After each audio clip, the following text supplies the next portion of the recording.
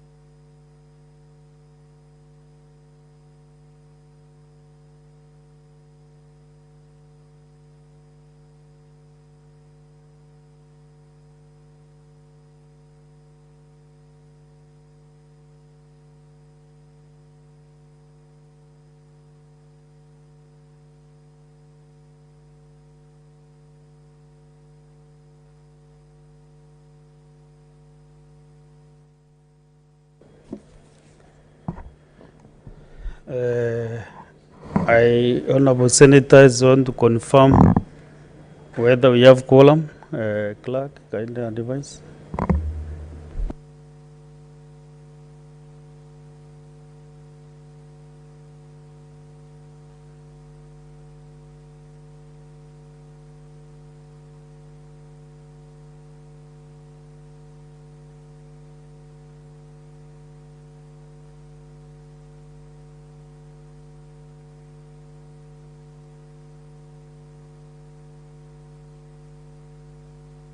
So, kindly ring the bell, quorum bell for 5 minutes.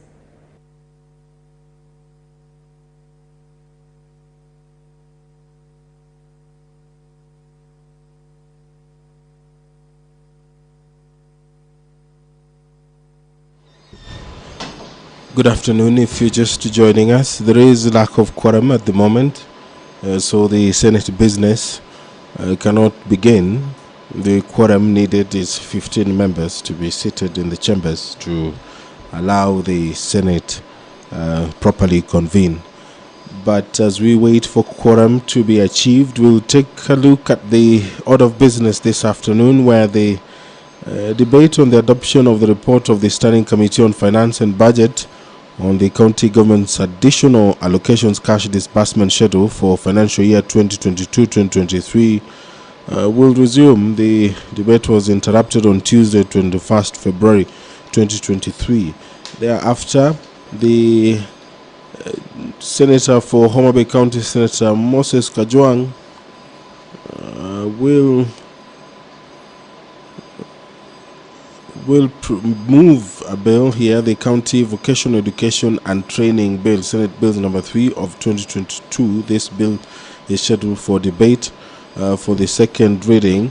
The other bills which are scheduled for debate for the second reading include the Parliamentary Powers and Privileges Amendment Bill, Senate Bills number 5 of 2022, the Natural Resources Benefit Sharing Bill, Senate Bills number 6 of 2022.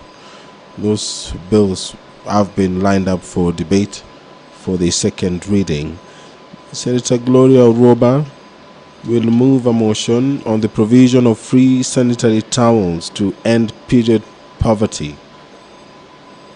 The senator is concerned that period poverty, also referred to as the shadow pandemic, contributes to global and regional gender inequity, as women are forced to solicit help from men in order to satisfy a basic health need, with 10% of 15-year-old girls having sex to pay for sanitary products. Now, therefore, the Senate resolves that the Ministry of Public Service, Gender and Affirmative Action, in partnership with the Ministry of Education and the Council of Governors, to 1. Facilitate the provision of feminine hygiene products in all public schools, 2. Ensure that all schools that don't have bathrooms that facilitate privacy, cleanliness, or proper disposal of hygiene products are properly equipped. And 3. Create awareness and take advocacy measures on reproductive health issues related to period poverty. 4. Include in the curriculum a dedicated lesson per week to teach girls on menstrual hygiene. And 5. Ensure that sanitary products will be obtainable timely, consistently, and in a way that respects the dignity of concerned persons. That motion will be moved by the Honorable Senator Gloria Oroba. Senator Mohammed Chute will move a motion in the Senate on the institution of measures to curb incessant high electricity costs in Kenya. The senator is concerned that private power generating companies, popularly referred to as independent power producers, only supply 28% of power to KPLC, but account for 47% of power purchases costs, calling for the need to enhance energy management in Kenya. Now, therefore, the Senate resolves that the Standing Committee on Energy to undertake an inquiry into 1. Contract signed by the IPPS, that is the independent power producers, detailing the cost, capacity, and duration of the contractual agreements and the implications on affordability of electricity in the country. 2. The Standing Committee on Energy to undertake an inquiry into discrepancy in the cost of electricity to Kenya Power by KenGen, imports from Ethiopia and IPPS. And 3. The diversion of the electricity generated by Lake Turkana wind power to the national grid by passing the inadequately supplied northern frontier counties of Marsabit and Samburu. And also the Senate resolves. Let's transact the business of the day. Order number 1, administration of oath. Next order. Order number 2, communication from the chair.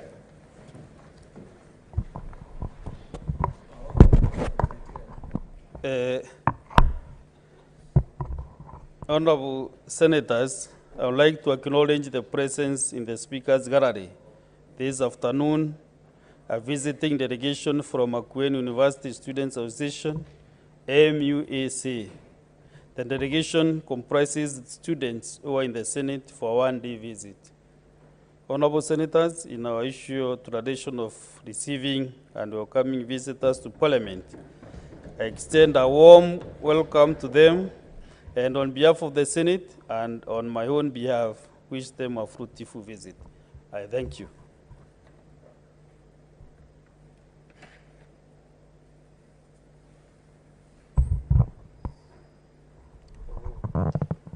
Yes, there are a few comments that I want to welcome our visitors. I start with the Makwiny Senator, Senator Manzo. Thank you, Mr. Speaker, for giving me an opportunity to welcome the student leaders, who, Mr. Speaker, lead close to 2,000 students in different universities in the Republic of Kenya. They have been here since morning. They had an opportunity to be taken around the procedures of Parliament, what happens here. I also had a session with the students so that, Mr. Speaker, I can be able to role model them in 1 or 2 political matters. Mr. Speaker, a part of these student leaders are also in a program called AYLF, whereby under the tutorship of the National Prayer Breakfast, we usually mentor young university leaders into good leadership of the future. Most of them end up in attachments with the governors. We have a program whereby they can be mentored, they can be attached, they can go into entrepreneurship, those who wish to go to companies, those who are reading something to do with that effect. We also take them, quite a number of them, to national prayer breakfasts in different countries. We went with some of the leaders to the US recently, and one or two who is here have traveled on a different program to South Africa, so that we expose our students to future leadership, to good mentorship. They can be able to be very good leaders in the future. I had an opportunity, Mr. Speaker, let me finish on this one, to hire... Sorry, Honorable, Senator Manzo, yes. I am not happy with the sound. Maybe the technical team can improve on the sound, kindly.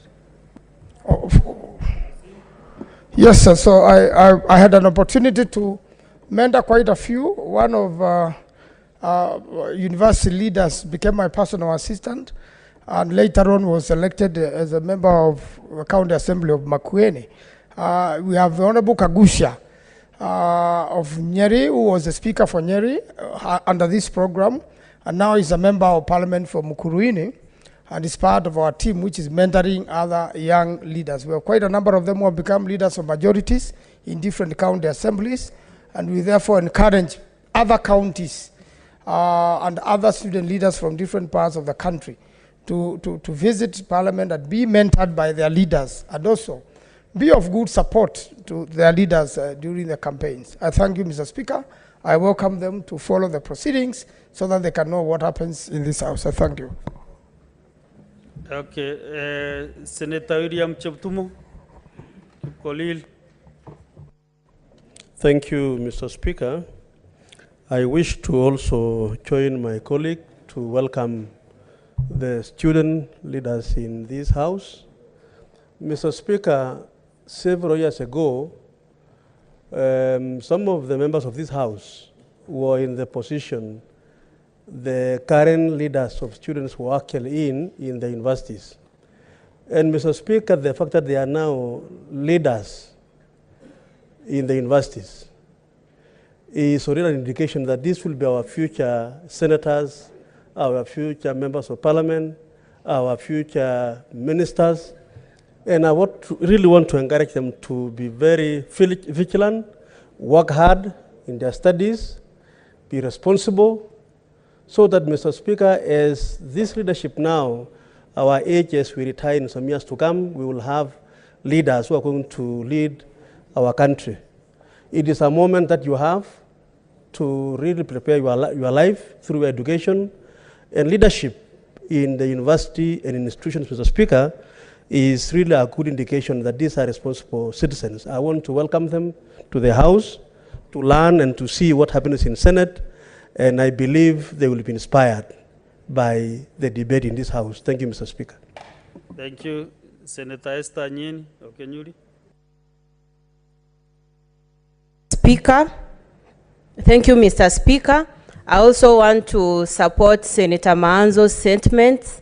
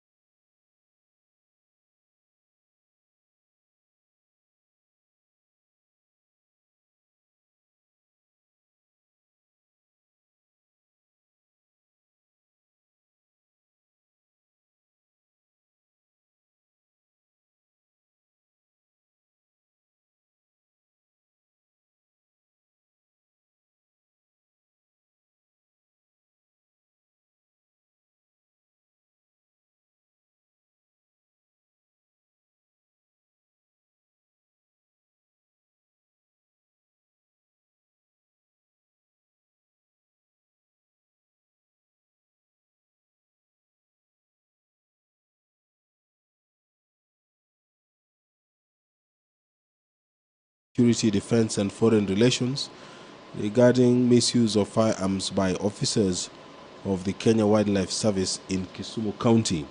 The Senator for Kisumu will also seek statements from the Standing Committee on Land, Environment and Natural Resources. The first statement concerns the status of construction of Korusoin Dam, and the other statement that he will seek from the Standing Committee on Land concerns the threat to human life and the destruction of farm crops by hippopotamus in the paddy fields of West Kano Irrigation Scheme in Kisumu County. The Senator for Kirinyaga County will seek two statements.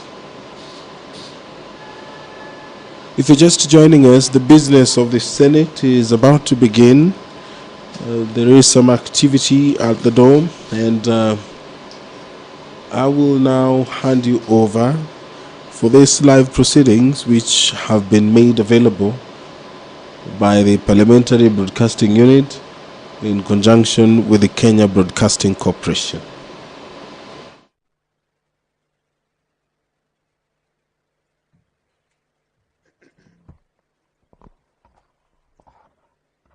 Let's play. Almighty God, we beseech you to build with your abundant favor and blessings as your servants whom you have been pleased to call to leadership positions in this republic. We seek guidance to treat and consider all matters that shall come under revelation in so just and faithful a manner as to advance the peace, prosperity, and welfare of our country and of those whose interests you have committed to our charge. Amen.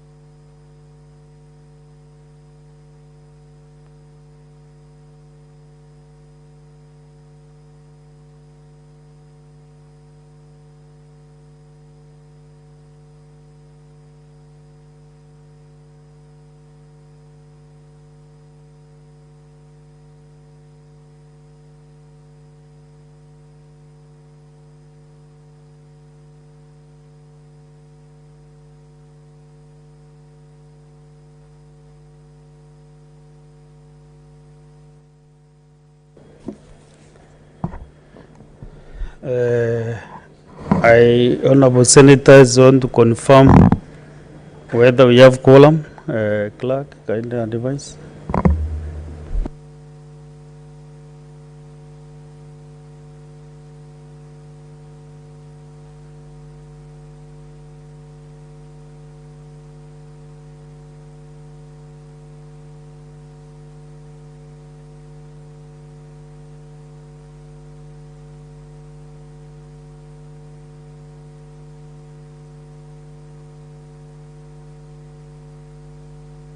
So, kindly ring the bell, quorum bell for 5 minutes.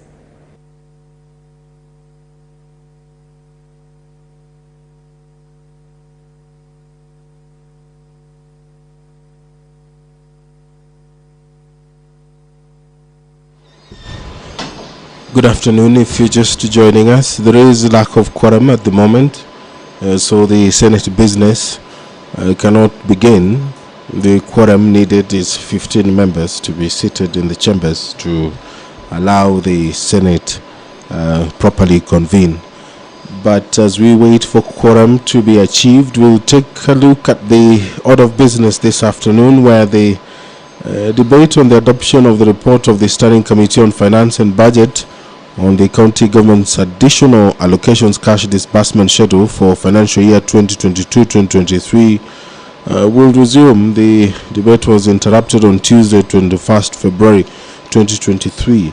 Thereafter, the Senator for Homa Bay County, Senator Moses Kajwang, will move a bill here, the County Vocational Education and Training Bill, Senate Bill number 3 of 2022. This bill is scheduled for debate for the second reading. The other bills which are scheduled for debate for the second reading include the Parliamentary Powers and Privileges Amendment Bill, Senate Bills number 5 of 2022, the Natural Resources Benefit Sharing Bill, Senate Bills number 6 of 2022. Those bills have been lined up for debate for the second reading. Senator Gloria Roba will move a motion on the provision of free sanitary towels to end period poverty. The senator is concerned that period poverty, also referred to as the shadow pandemic, contributes to global and regional gender inequity, as women are forced to solicit help from men in order to satisfy a basic health need, with 10% of 15-year-old girls having sex to pay for sanitary products. Now, therefore, the Senate resolves that the Ministry of Public Service, Gender and Affirmative Action, in partnership with the Ministry of Education and the Council of Governors, to 1. Facilitate the provision of feminine hygiene products in all public schools. 2. Ensure that all schools that don't have bathrooms that facilitate privacy, cleanliness, or proper disposal of hygiene products are properly equipped. And 3. Create awareness and take advocacy measures on reproductive health issues related to period poverty. 4. Include in the curriculum a dedicated lesson per week to teach girls on menstrual hygiene. And 5. Ensure that sanitary products will be obtainable timely, consistently, and in a way that respects the dignity of concerned persons. That motion will be moved by the Honorable Senator Gloria Oroba. Senator Mohammed Chute will move a motion in the Senate on the institution of measures to curb incessant high electricity costs in Kenya. The senator is concerned that private power generating companies, popularly referred to as independent power producers, only supply 28% of power to KPLC, but account for 47% of power purchases costs, calling for the need to enhance energy management in Kenya. Now, therefore, the Senate resolves that the Standing Committee on Energy to undertake an inquiry into 1. Contract signed by the IPPS, that is the independent power producers, detailing the cost, capacity, and duration of the contractual agreements and the implications on affordability of electricity in the country. 2. The Standing Committee on Energy to undertake an inquiry into discrepancy in the cost of electricity to Kenya Power by KenGen, imports from Ethiopia and IPPS. And 3. The diversion of the electricity generated by Lake Turkana wind power to the national grid by passing the inadequately supplied northern frontier counties of Marsabit and Samburu. And also the Senate resolves. Let's transact the business of the day. Order number 1, administration of oath. Next order. Order number 2, communication from the chair.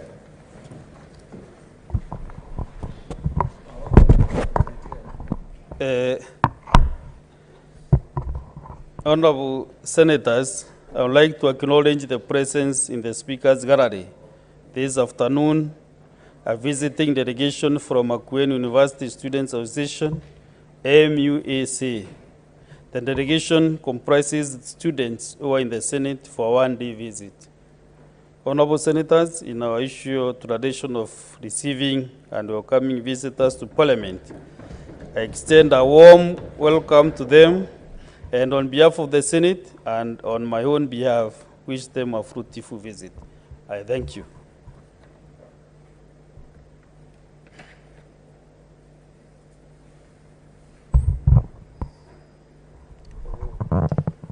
Yes, there are a few comments that I want to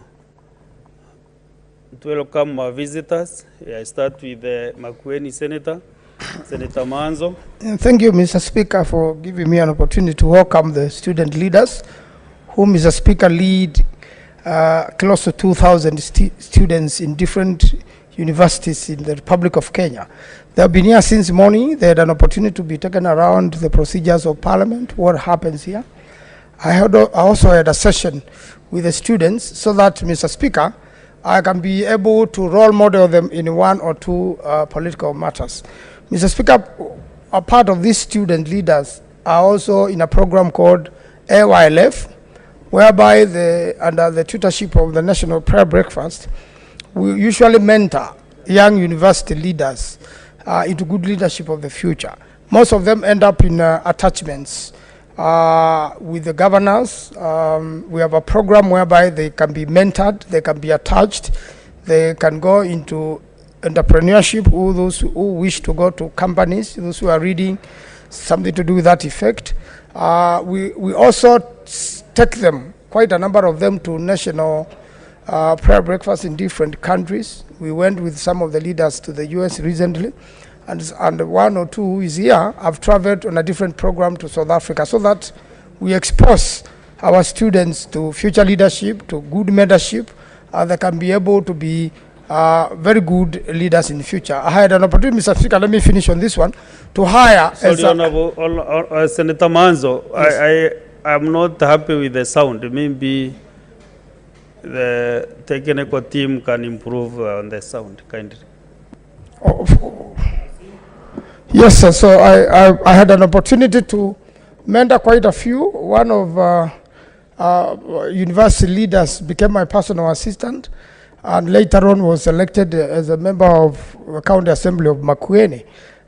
We have the Honorable Kagusha of Nyeri, who was the speaker for Nyeri under this program, and now is a member of Parliament for Mukurweini, and is part of our team, which is mentoring other young leaders. We have quite a number of them who have become leaders of majorities in different county assemblies, and we therefore encourage other counties and other student leaders from different parts of the country to visit Parliament and be mentored by their leaders, and also be of good support to their leaders during the campaigns. I thank you, Mr. Speaker.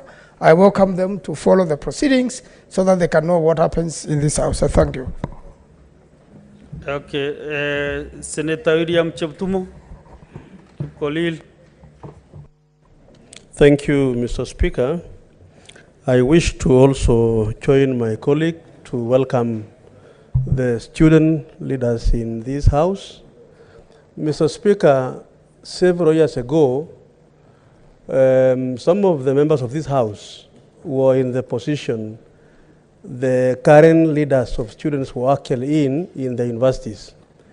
And Mr. Speaker, the fact that they are now leaders in the universities is already an indication that this will be our future senators, our future members of parliament, our future ministers.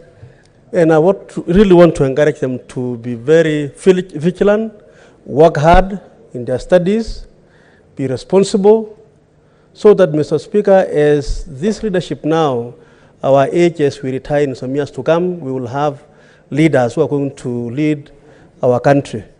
It is a moment that you have to really prepare your life through education, and leadership in the university and institutions, Mr. Speaker, is really a good indication that these are responsible citizens. I want to welcome them to the House to learn and to see what happens in Senate, and I believe they will be inspired by the debate in this House. Thank you, Mr. Speaker. Thank you. Senator Esther Nyeni of Kenyuri. Speaker. Thank you, Mr. Speaker. I also want to support Senator Maanzo's sentiments in welcoming the student leaders from Makwiny. As you also know, I'm a former student leader, was a student leader in Masai Mara University. So I'm a product of the university leadership breeding so that you transit to national politics. I would also want to encourage the female student leaders to also take up these positions. Positions will not follow you from your comfort zone. You have to come out, display what you are able to offer to this country, and surely people who subscribe to such kind of thinking will bring you to this space where we are in. I also welcome you to the Kenya Young Parliamentarians Association for more partnerships so that you acquaint yourselves with what young legislators are doing in both houses of the Senate and the National Assembly. Thank you very much, Mr. Speaker. Okay, the majority leader, Senator Cherio Talon. Mr. Speaker, thank you for giving me this chance. I want to join the rest of my colleagues in welcoming the students who are here today. I think Senator Essie has captured it quite well by reminding them that many of the leaders that you see here, chances are they began their leadership training right from university or even earlier, yours truly included. And therefore, they're in the right track by ensuring that you practice your leadership skills early enough, learn about the beauty of our country, the diversity, the challenges of leading. You know, universities, once you're a leader at the university, Mr. Speaker, you're already a national leader because all these our universities take students from basically every part of the country. And when they grant you an opportunity to lead, it means they have identified your leadership skills early in the day. I hope that they will get a fruitful engagement with the leadership of the Senate and those that they wish to interact with so that they can learn as much as possible, know the history of Parliament and the things that we need to do. Mr. Speaker, one final thing is a challenge that I've seen Commissioner Joyce Korir walk in. One of the things that I regret that we were not able to achieve during our time when I served at PSC is to establish Parliament Museum. There have been enough papers that have been written about it. And that's one of the projects which unfortunately, for reasons beyond our control, were not able to set it up. One of the things that these students who visit Parliament, whether they be university students, high school students or primary, should be able to benefit from, which is something you've seen. If you go to the Lok Sabha in India, even in Westminster, and all established older democracies than ours, you first visit the Parliament Museum so that you get to know the history when Parliament was founded, who have served in various leadership positions, what is bicameralism as is the state right now. You have a 10, 15, 20 minutes tour before coming to the chamber to watch this thing happen live. So I want to challenge our colleagues who serve in PSC during this current session of theirs to ensure that that dream we had and many others before us have had of establishing Parliament Museum is set out so that students can learn more other than just visiting us in the house. So welcome to the students. I wish you a fruitful engagement during your visit here to Parliament. Thank you, Mr. Speaker. Thank you, Majority Leader. Let's have a comment from the Chair Education. Senator Ngugi Nyutu Joseph.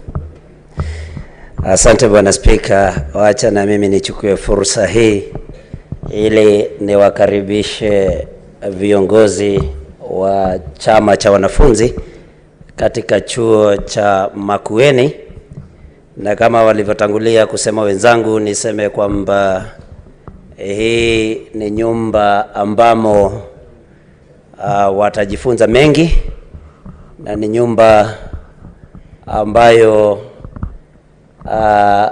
wenyewe wanajadiliana kwa amani. Na kwa hivyo wakitoka hapa ni kwamba wakirudi katika chuo chao wawe ni watu wanaweza kusikiliza wengine, wawe ni watu wanaweza kusikiliza wasimamizi wa chuo na wanafunzi wenzao na ikiwa kwamba kuna jambo ambalo litakuwa na mkinzano, wawe kwamba wanaweza kulisuluhisha kwa kuzungumza kwa amani. Na kwa hiyo sina mengi, Bwana Spika, ni kuwakaribisha huku kama alivyo karibishwa na wenzangu, na niwaambie kwamba hili ni jumba nzuri, watajifunza mengi ambayo wataenda nayo na wafunze wenzao ambao hawakuja nao. Asante Bwana Spika. Asante. Nikitumia hiyo lugha umetumia, ningependa tukimalizia. Bwana Senator Maanzo ni rafiki yangu na tumejuana kutoka mwaka wa 2013 wakati tuliingia bunge la taifa. Na ningeomba kuambia hawa wanafunzi wa Makueni wakifuata maadili na heshima na ufanyikazi na uadilifu wa Senator Maanzo wataenda mbali. Senator Hester wamewashauri akina ndanda wale wako pale vile wataendelea vizuri. Na pia ningependa kuambia wanaume pia, mambo mbele iko ngumu, wanawake wameanza kutupita. Kwa hivyo pia wanjikakamue kabisa ndio waweze kuendeleza mambo yao. Therefore, Senators, I want also to recognize another group in the public gallery on visiting teachers and students from Wanjoi Mixed Secondary School, Nyandarua County. Honorable Senators, in the public gallery we have 28 students accompanied by 23 teachers from Wanjoi Mixed Secondary School, Kipipiri constituency in Nyandarua County, who are in the Senate on an education tour. Honorable Senators, in our usual tradition of receiving and welcoming senators to Parliament, I extend a warm welcome to them, and on behalf of the Senate and on my own behalf, wish them a fruitful visit. Thank you. Senator for Nyandarua, where are you? Okay, I give you this first opportunity to welcome your guests. Thank you very much, Mr. Speaker, sir. Thank you for giving me an opportunity to welcome our students from Wanjohi Mixed Secondary School. For those who may not know where Wanjohi is in Kipipiri constituency, currently represented by a member of parliament called Wanjiku Amuhia, the only elected woman member of parliament from Nyandarua. Mr. Speaker, sir, as I welcome them here, I would also want to commend them for their exemplary performance in the last national exam. Wanjohi Mixed performed very well, and their principal, Mr. Francis, is seen to be doing some very good job there. Finally, Mr. Speaker, so that we are able to transact the other businesses that we have here, Mr. Speaker, I would want to encourage the students from Wanjohi. I have been there, Mr. Speaker, when they were doing the prayers for their candidates last year. And Mr. Speaker, I would want to encourage them, just as I told them when I visited their school, that when they look at me standing at the Senate of Kenya, speaking to them as their senator, is a big inspiration to them that they can go and they can achieve anything that they would ever want to achieve. Any of them wants to become a doctor, the dream is within their own hands. They should work hard, and we are there as government to support them. I just spoke to the member of parliament. If any of them has any challenge with their school fees, the government will be there to support them so that they become useful Kenyans in the days to come. Thank you very much, Mr. Speaker. Thank you, Senator. And the government is the Senator, is you. You are the government. And I'm happy that you are one of the bottom-up senators that we have in this house. So your encouragement is very quite in order. Let us have also one encouragement from Senator William Cheptumo. He's a veteran leader in Parliament. Senator Cheptumo. Okay. Mr. Speaker, I just want to join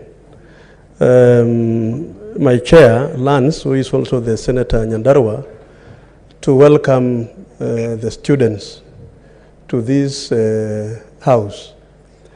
Mr. Speaker, many years ago, as I said earlier, all these members were students at some point. And some of us never got a chance to visit Parliament when we were in primary or secondary school, Mr. Speaker. And for them who have been able to have a chance to be here, Mr. Speaker, I think it is really inspiring, and more so where the senator has some personal touch, even with the institutions which are visiting this place, Mr. Speaker. I would like to encourage them to continue to work very hard in their studies. The only way, Mr. Speaker, they can be guaranteed of a better future is when they excel in their studies and make their way up to leadership, like now when we are here in this house. Mr. Speaker, we know there are many challenges facing students. One of the challenges they face them is school fees, Mr. Speaker. And sometimes they have a challenge of being in school. Mr. Speaker, some of us, including myself, when I was in secondary school, we used not to have, fees to pay. But through hard work, Mr. Speaker, fundraisers by the public and so on, I was able to finish my secondary school education. I want to encourage those who are from humble backgrounds that they should work hard even more so that in future they are able to excel, get a job, employ others, and be able to be useful in our society. Mr. Speaker, I just want to welcome them to the House, and I'm sure they will be inspired to see their senator here, and indeed yourself as the Speaker and the rest of the members of this House, Mr. Speaker. I welcome them. Thank you, Senator Cheptumo. Most of the students maybe they are aspiring to be professors, others lawyers. So let us hear from Professor Tom Ojenda, who is an distinguished senior counsel in this republic. Inspire the students, Professor. Mr. Speaker, sir, thank you very much for giving me this opportunity to address students from various institutions, some from the university leadership, others from other levels of learning. And Mr. Speaker, sir, I would wish to say this afternoon that coming to Senate is not just a beginning of inspiration to the work in legislation for those who have interest in elective politics, but also the learning of how our institutions work. The majority leaders referred to various experiences out there, and ours being a bicameral system where you have the National Assembly and the Senate is a system that should inspire because it has inherent in it checks and balances that I'm sure those who come to Senate want to learn about. It is also an opportunity, Mr. Speaker, sir, to also see how Senate engages in legislation and in dealing with questions that, in a manner that is bipartisan, because you have a leadership both on the majority side and the minority side. And I think it is good, Mr. Speaker, sir, that this culture of students coming to Senate be encouraged because it is a beginning of learning.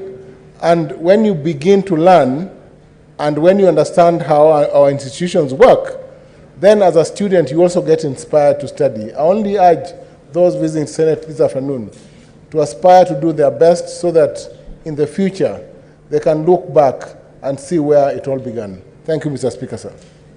Thank you, Professor Ojeda.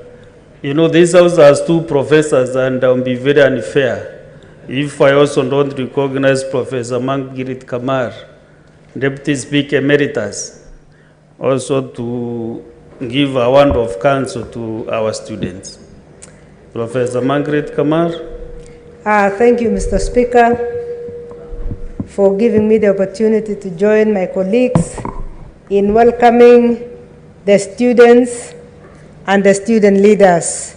First, I want to tell the students, as we welcome them, that the future is very bright in this country. But it is bright for those who work hard. It is bright for those who concentrate and do what must be done when you are a student. The time of being a student is so limited basic education in Kenya is recognized from PP1 to Form 4. And the period is so limited that if you waste it, you lose it. I want to wish you well and to tell you that you are very fortunate to have come to a Senate. Some of us, when we were students, there was nothing to inspire us because coming to Parliament was a no-go zone. But now you can come and see your leaders, you can come and see your members of Parliament, you can see where people came from. So, and all these members in this house were actually students like yourselves. So I want to encourage the students that as you go, work hard, stay focused, and the sky is the limit. For the student leaders, Mr. Speaker, I'm happy to welcome them because I worked in the university for 21 years over. And in those days, in my time in the university, we saw students who were A students, Mr. Speaker, go back to zero because they come to the university and it is like they came for the sake of the parents. So they seem to be working for the parents instead of working for themselves. I want to ask the student leaders, because you are the leaders, you have been trusted by the other students, that you must be the role models of those students. That you should be the ones who are leading, not just in the affairs of the students, but also in the academic part of leadership. So we want to encourage you that actually the beginning of leadership has started for you. The beginning is already on. If you look at this Senate, we have senators who were student leaders. If they give you their CVs, you'll be shocked that their leadership started in university, in colleges, and some in high schools. So you have been given an opportunity by the students who have given you. But let me tell you, the hallmark of all this is self-discipline. If you are not self-disciplined, you'll face a committee that Professor Kamar chaired for 8 years in the university, where I was shocked to find that as you discipline, I was chairing disciplinary committee, by the way, and I was shocked that an A student who did not need money can be influenced to even go and steal a book from another student. So I want to encourage you that as leaders, discipline is the first thing. Number two, I said you are going to be the role models. And I want to request you that you are the Kenyans we are waiting for. You are the Kenyans of tomorrow. Our time is running out age-wise, and we're expecting you to take care of this country beyond this. So personal discipline and charting a way for yourself and for your families. Please never study for your parents. Study for yourself. I know you know this because you're already in leadership. But if you don't use your leadership well, you will not reach where leaders like Senator Orengo, who is now a governor, was, because he was in the same position that you are in now. Apart from most of these members, I can tell you that half of these members were leaders from high school, as I had said earlier. So we want to wish you well and to tell you that you have been given an opportunity by the other students to lead them, practice it fairly, practice it with justice, practice with integrity, because your integrity begins from where you are. Mr. Speaker, I thank you. Lastly, Senator Wakoli Wafula. 2 minutes, kindly. Sana Mr. Speaker, kwa kunipa nafasi hii kutoa hoja zangu na kongole kwa viongozi wa vyuo vikuu kutoka sehemu ya Ukambani. Vile vile naona vipusa wa shule ya upili ambao wamekuja kujionea kwa macho jinsi jumba la weledi wa kutunga sheria, weledi wa kuchanganua masuala ya siasa, weledi wa kuchanganua masuala ibuka katika nchi ya Kenya, na jumba ambalo palipo wazee hapaharibiki neno, na palipo vijana chipukizi wazee hutoa jasho. Hivi kwamba ni kuambia viongozi wa vyuo vikuu ambao wako hapa kwamba nyinyi ni kielelezo ama mfumo wa kizazi kipya cha viongozi ambao kwao lazima muelekeze wenzenu kwamba nchi hii haihitaji kutuambia unatoka uko upi ama unashiriki dini ipi. Cha muhimu ni kile kilicho kichwani mwako na Mungu unayemwamini. Mwanariadha shupavu Kipchoge alisema, mtu hatimiliki, mtu hana kikomo, cha muhimu ni nia na penye njia.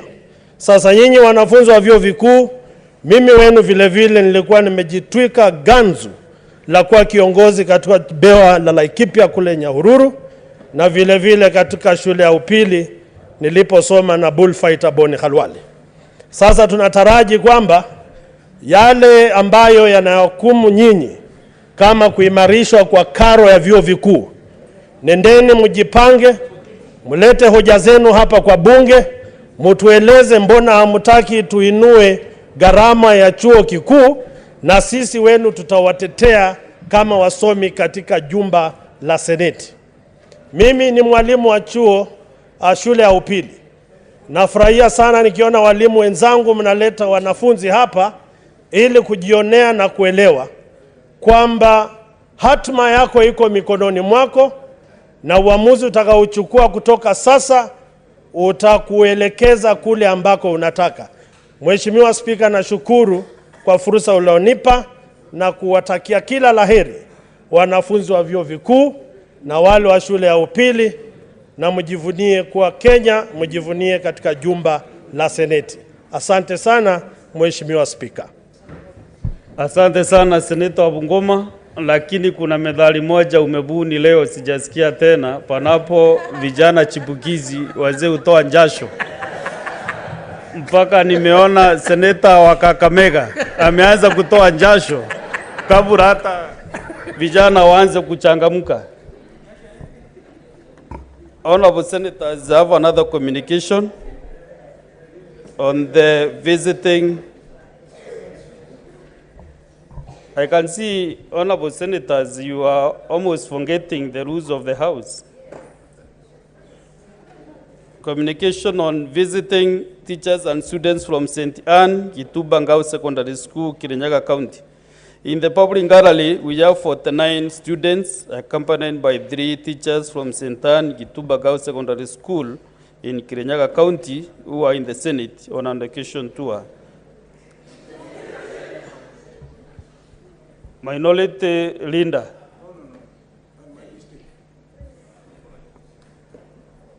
In our ancient tradition of receiving and welcoming visitors to Parliament, I extend a warm welcome to them, and on behalf of the Senate and on my own behalf, wish them a fruitful visit. I thank you.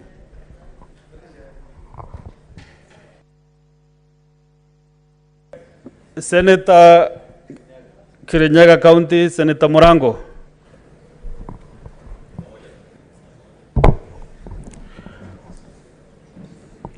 Asante sana mstahiki Speaker, na kama mwenyekiti wa Kiswahili kitukuzwe katika Afrika Mashariki na jangwa la Sahara, ni vizuri nifanyie Kiswahili haki kwa kukaribisha wanafunzi wa kutoka shule ya St. Anne Gitumba, na ningetaka kusema kwamba St. Anne ni shule moja maana sana kutoka Kirinyaga, na ningetaka kuambia kwamba wanafunzi kama mimi niko hapa pia wao wanaweza fika hapa. Nimesikia pia kwa hapa kuna wanafunzi viongozi wanafunzi kutoka chuo kikuu Makueni. Mimi sikufanikiwa kuwa kiongozi katika chuo kikuu, lakini mimi nilikuwa kiranja katika darasa la samba, na kwa hivyo nadhani hata ni uongozi. Na nataka kusema kwamba pia nafasi ambayo wanafunzi wako nayo sahihi ni muhimu sana, kwa sababu pia kuwa na nafasi ya kuja katika seneti kujionea venye mambo inafanyika ni jambo zuri sana katika venye watajipanga kwa maisha yajayo. Na niseme ya kwamba saa hii hatusemi viongozi ni wa kesho, saa hii tunasema viongozi ni wa sasa hivi. na hiyo inadhirika wazi ukiangalia viongozi ambao wako hapa katika Seneti. Kwa hivyo mstahiki Speaker, ningetaka niwakaribishe wanafunzi wa Sentan na niwaambie kwamba kila kitu inaweza fanyika. Asante sana mstahiki Speaker. Asante sana. We also have visiting teachers and students from Pioneer Girls Secondary School from Murang'a County. In the public gallery, we have 61 students accompanied by 5 teachers from Pioneer Girls Secondary School in Murang'a County who are in the Senate on an occasion tour. Honorable Senators, in our issued tradition of receiving and welcoming visitors to Parliament, I extend a warm welcome to them, and on behalf of the Senate and on my own behalf, wish them a fruitful visit. Senator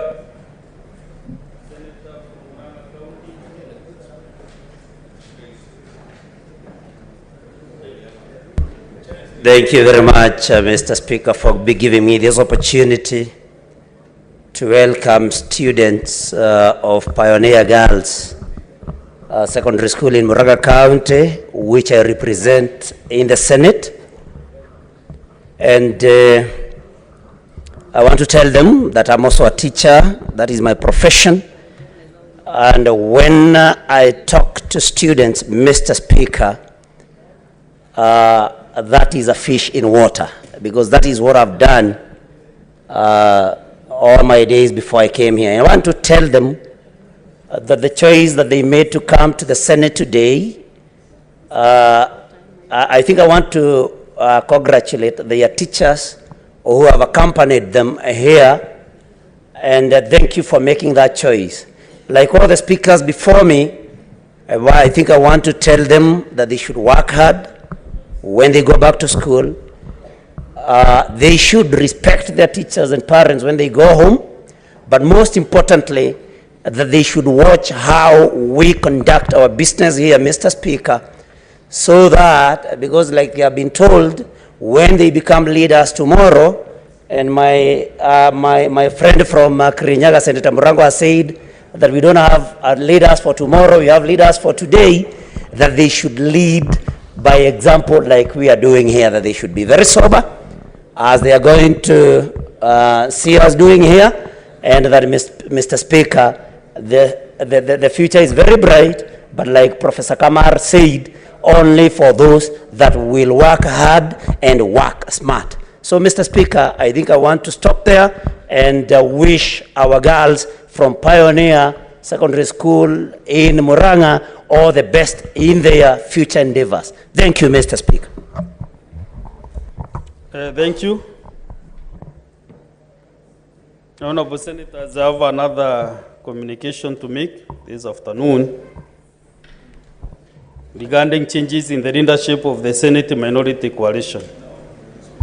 Honorable Senators, as you may recall, at the sitting of the Senate held yesterday, Tuesday, 21st February 2023, and delivered a communication on the matter of the proposed changes in the leadership of the minority party.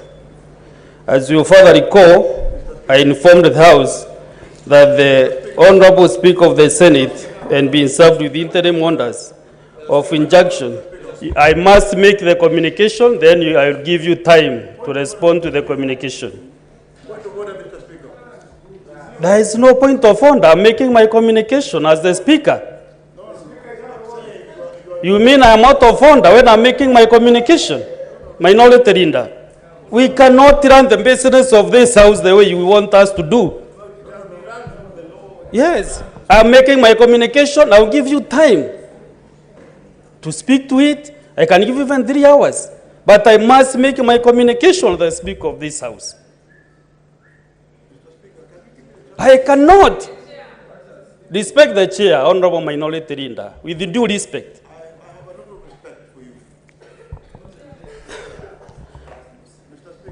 I continue.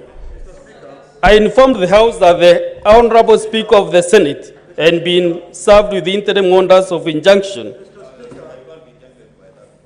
from the Political Parties Disputes Tribunal in Political Party Disputes Tribunal number PPDTC /E003/2023 which is under Fatuma and Anduro and Jubilee Party of Kenya versus Azimio la Umoja, One Kenya Coalition Party, in which the Speaker of the Senate is joined as the third interested party. As indicated, the matter is scheduled for mention before the tribunal on 20th February 2023 at 2:30 p.m. to confirm compliance of the further directions. Honorable Senators, in the circumstances, I must make my communication, and then, who is out of order now? Who is out of order? I must make the communication, then I'll give all senators time.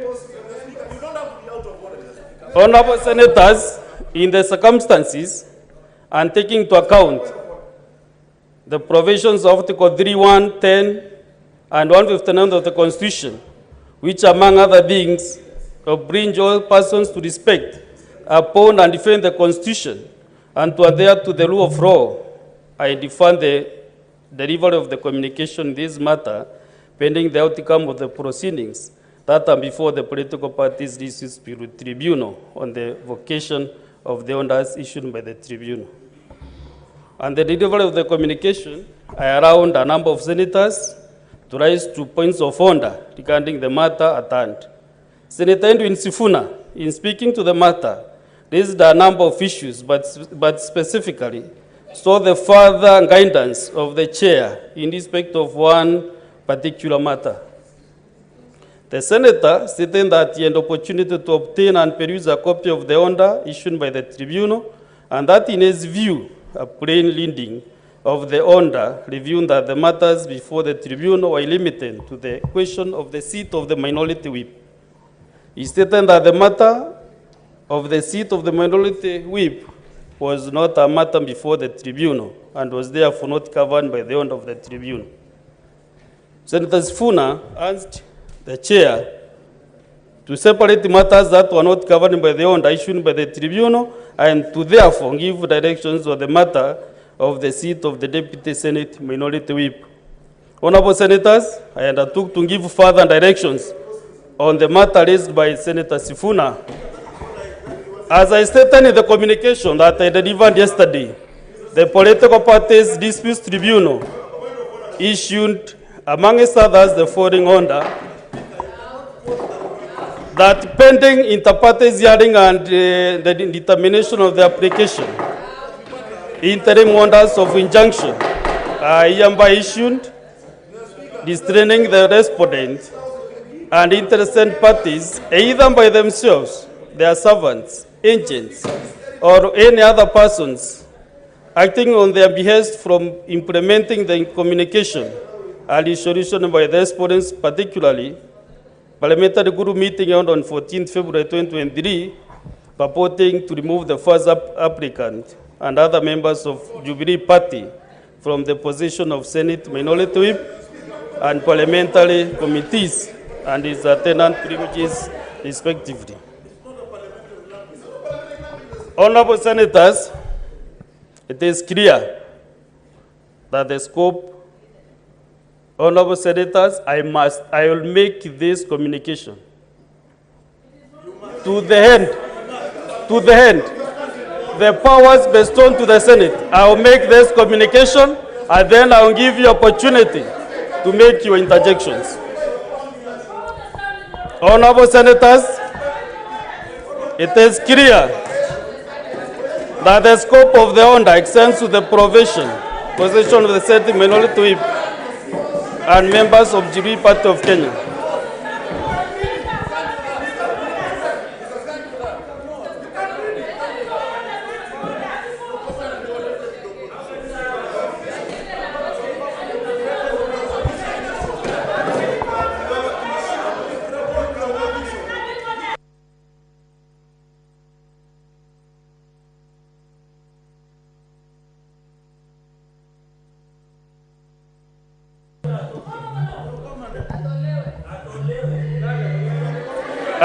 I will continue. Honorable Senators,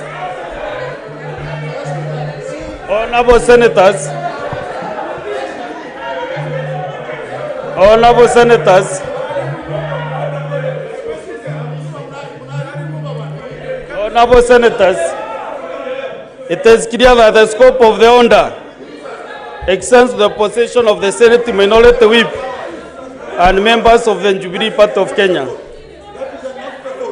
The order injuncts the respondent and the interested parties, one of whom is the Speaker of the Senate, from taking an injunction purporting to remove the Senate Minority Whip and members of the Jubilee Party from the possession of Senate Minority Whip and Parliament committees.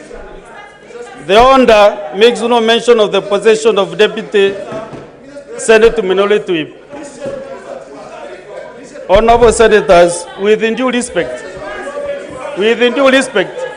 this is a communication I was requested to make today, and I will make it to the last full stop.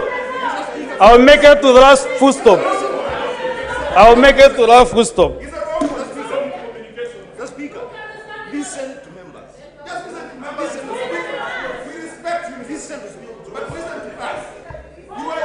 I'm making a communication.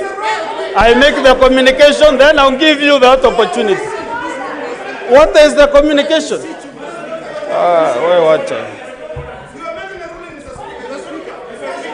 It is clear. I revoke standing order number 123, 122, and undo that. You are to founder, Senator. Deputy Minority Leader, you are to founder. I'm on the seat and you cannot pretend.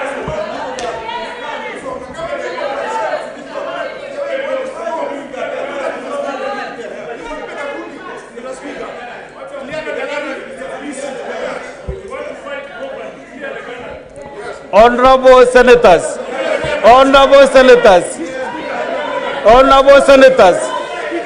you requested, you can't approach me. This is the communication you requested, and I'll give you the way it is. Yes, I'll give you the communication.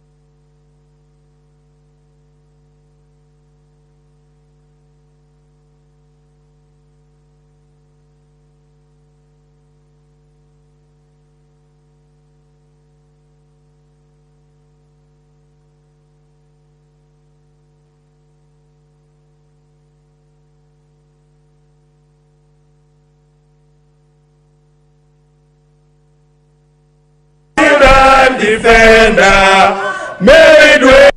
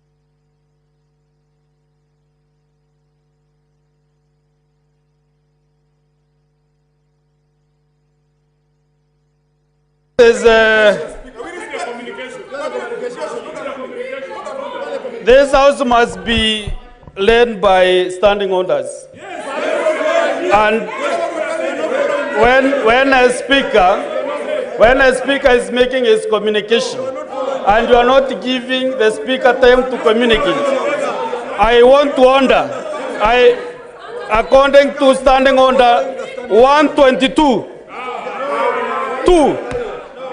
the following senators out of the chamber for the next 3 days. For the next 3 days. Senator Wambua, Enoch, the minority leader, Senator Mazayo, Senator Renda Morekina, and Senator Enoch. I order you out of the chamber.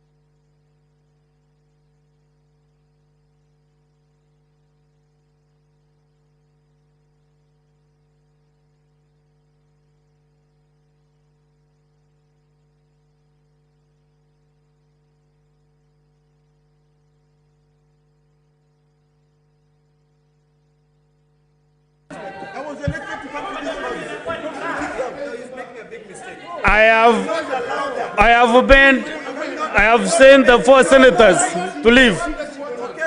And as they leave, I suspend the sitting for 15 minutes.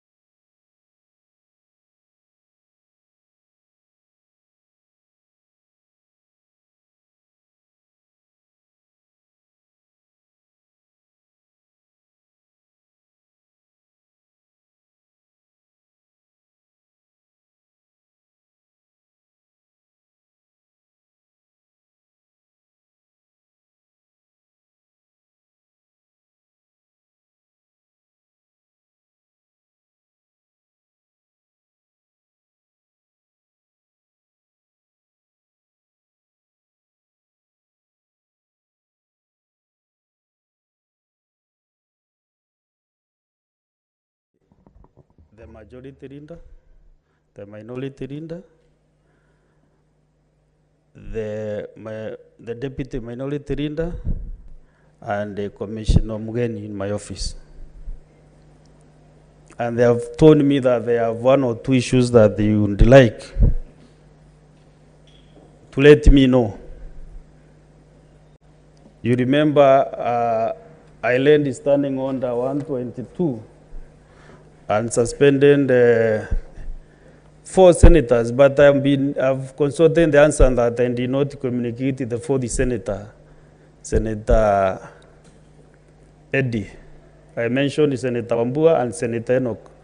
So I did not properly mention Senator Eddie as the 4th senator who was suspended from the House for 3 sittings.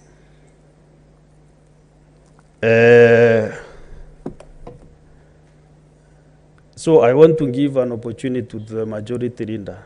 I want to hear what you said in my office that you want me to hear, and the rest of the senators, before I make some other communication. Okay, thank you, Mr. Speaker, and thank you for your indulgence. This is an extremely interesting time. Interesting in the sense that we've had difficulties the last few days, and I don't envy you. It's not an easy place to sit where you sit.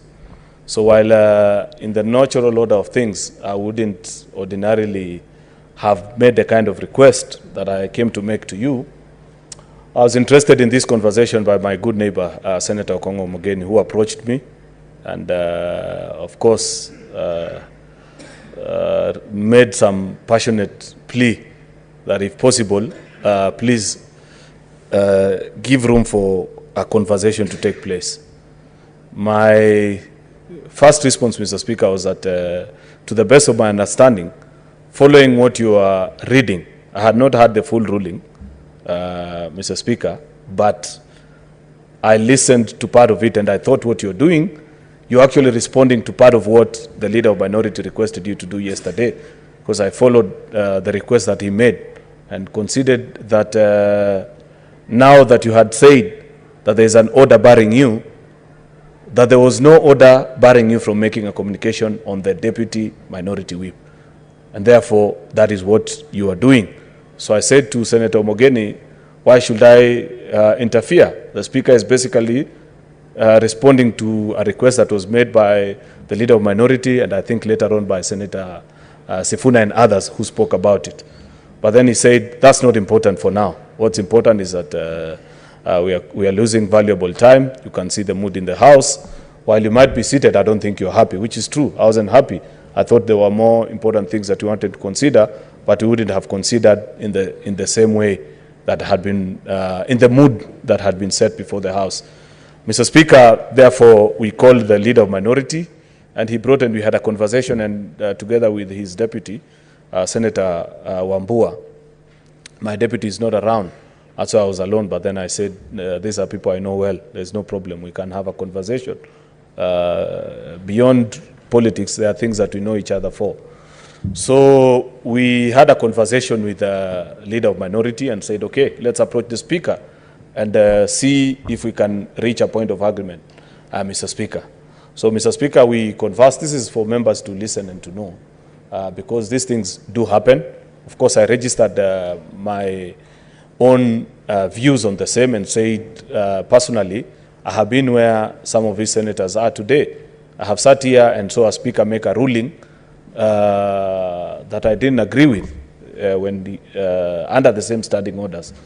While I protested, made noise, did everything, but it never got to the point that it has gotten today. And I felt that ideally what the minority side was doing, I didn't agree with it. But then we said, he said, she said, you did, I did, will not be useful for this House at this moment. Let's try and find a solution. And I think a solution is what we have proposed together with the leader of minority, Mr. Speaker, that I want to humbly plead with you. I know it's not easy because, first of all, you're an elder. Secondly, you're the Speaker in charge. You're an elected senator. And for the kind of sins that have happened before you, I don't think they make you happy in any way. But on behalf of the leadership that came to see you, we have apologized to you and said, Mr. Speaker, let that be behind us as a house. But then we want to plead with you that, first of all, in the interest of a bigger conversation, you abandon the communication that you wanted to make this afternoon. That's our humble request to you, that we plead with you, Mr. Speaker, that because there is a broader conversation that will take place, we have also agreed on the third point, which I'll mention. That's point number 1, the request. Secondly, Mr. Speaker, I want to plead with you, because it's within your power still. You make communication, you pass a conversation, you can equally undo it.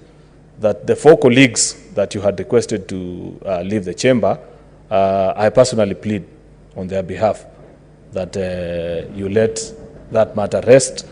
I want to plead that we avoid cheers for today, because, you know, this matter is not settled before the Speaker. The person actually aggrieved is a Speaker. You can equally be a Speaker one day or chair of a committee, and if these things happen to you, it's not very easy. So I want to plead with you, Speaker, on behalf of the House, from the majority side, minority side, that you set aside that. I know it's not easy, and I know it's not a very good precedent, but I also want, and I have said this to none less than the minority leader and the leaders that are here before, that please, members, we have standing order number 126.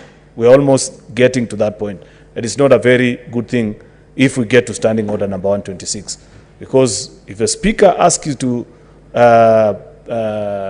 retreat from the chamber and you refuse, there are consequences, and they are very grave.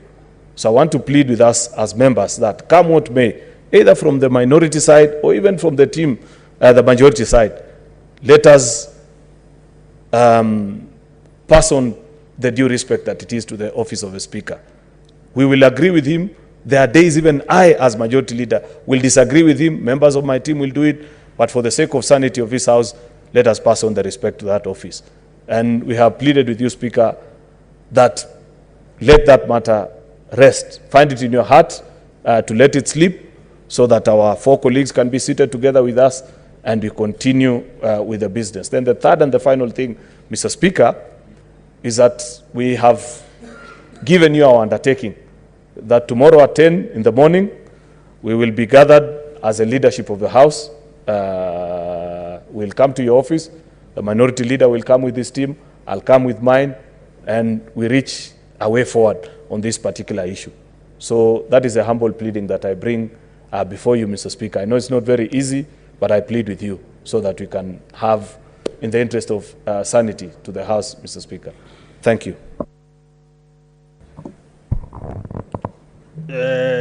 Commissioner Mugeni.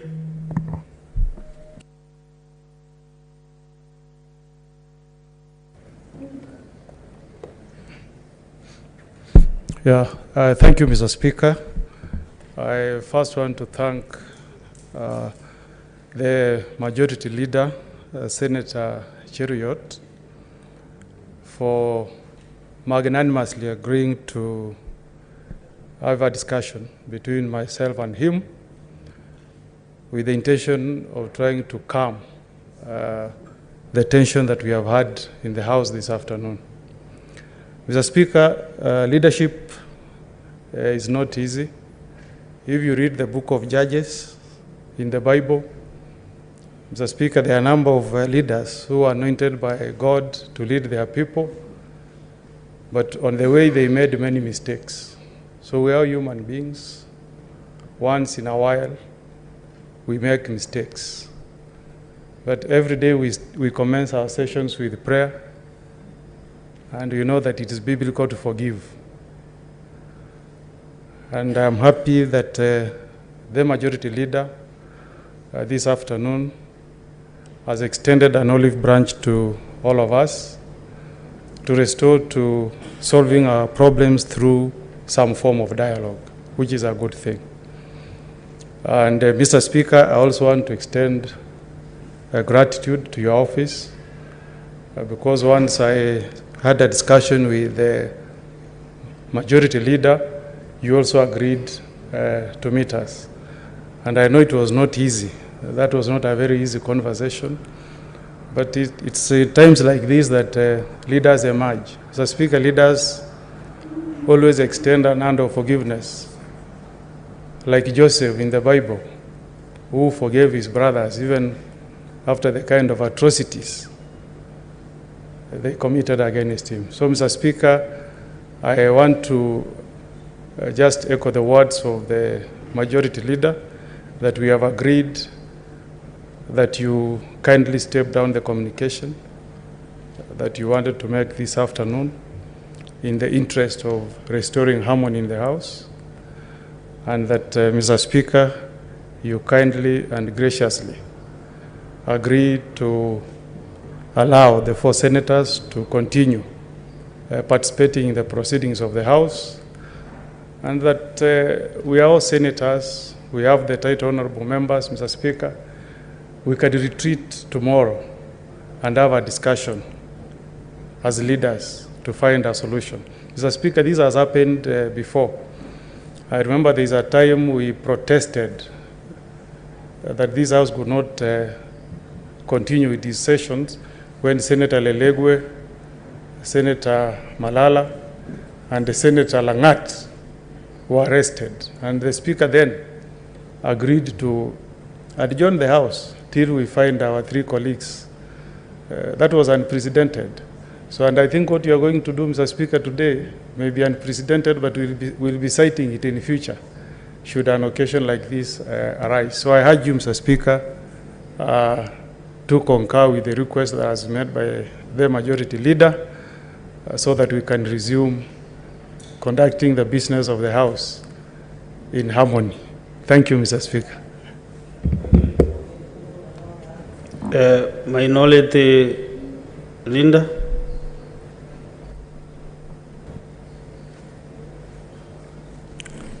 Asante Bwana Spika. Bwana Spika,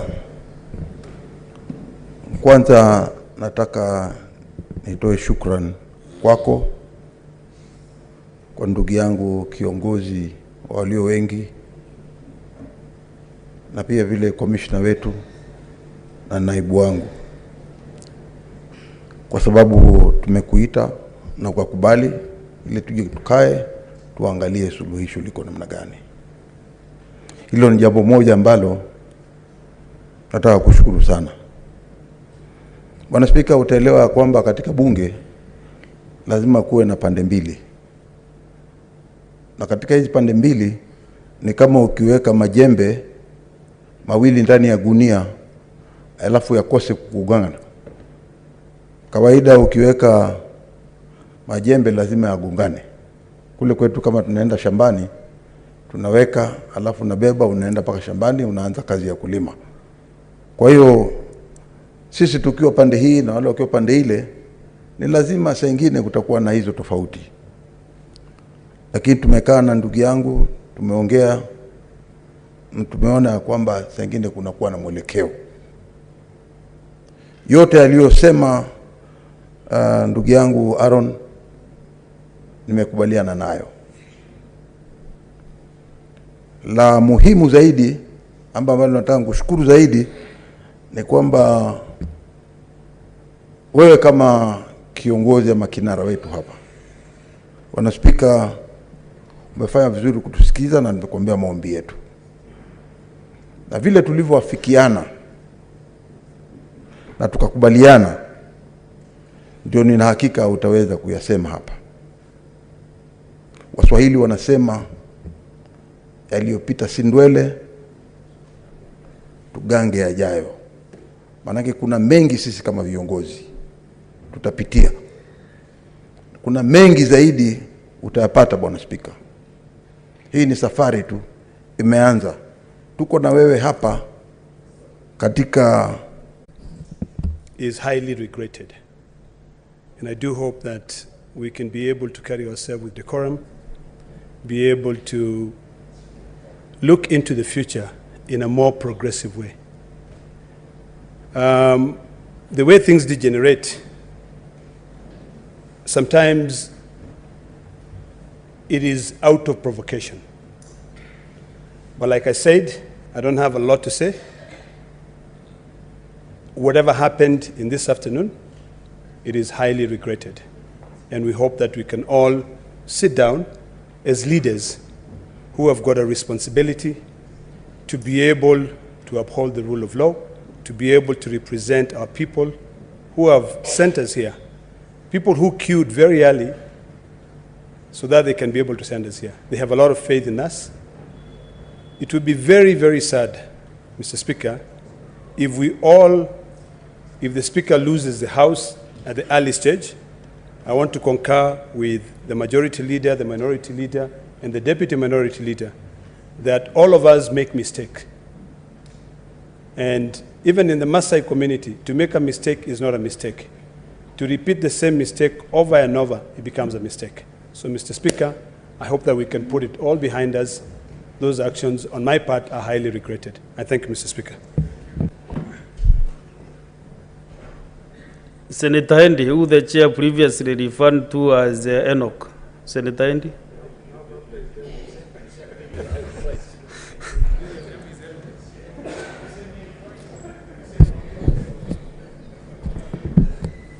Mr. Speaker, I've learned very late that the chair had requested that I leave the House. And Mr. Speaker, I think that this probably is my 26th sitting in this House since I was elected as Senator from Migori County. And Mr. Speaker, I've had privileges, many of them, of contributing in this House before you as chair. And you can probably judge me by my character, apart from the last 2 days that, or rather the last 2 sittings that have been agitated. And I think when I come to this House, Mr. Speaker, I come to this House because I have a responsibility for my people. My people expect me to be able to bring the plight that they are facing. There are people who are going without food in the grassroots because of the high cost of living that you're facing today. There are people in Migori County today who have got their assets like motorcycles that I've spoken about very passionately in this House, who cannot pay the credit that they have.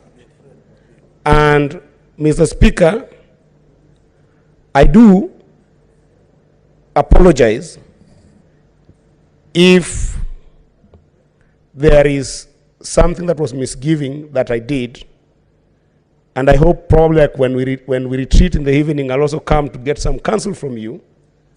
But as a father, I also wish to kindly invite you that if you've got some of your children who have been very loyal and have been very reasonable in this House,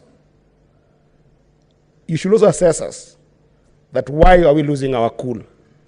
But that said, if there was any act that was demeaning that I might have done in this case unknowingly, Mr. Speaker, I do apologize. Thank you. Honorable Senators, when there is disrespect to the chair, it does not involve the chair alone. We have so many stakeholders, other senators in this chamber, we have Kenyans, members of staff. So I would like to listen to 2 or 3 more senators because I want to really assess whether they also have the feeling of forgiveness. And if the majority feel that that aspect of forgiveness should not be there, then it will not be possible to forgive. So I want to give 2 or 3, maybe let me hear from Marindi now. No, majority Linda, this matter is not subject to any any direction from anybody. This is between me and my God. Whether I forgive or not, it's between me and my God. Senator Gloria Oroba.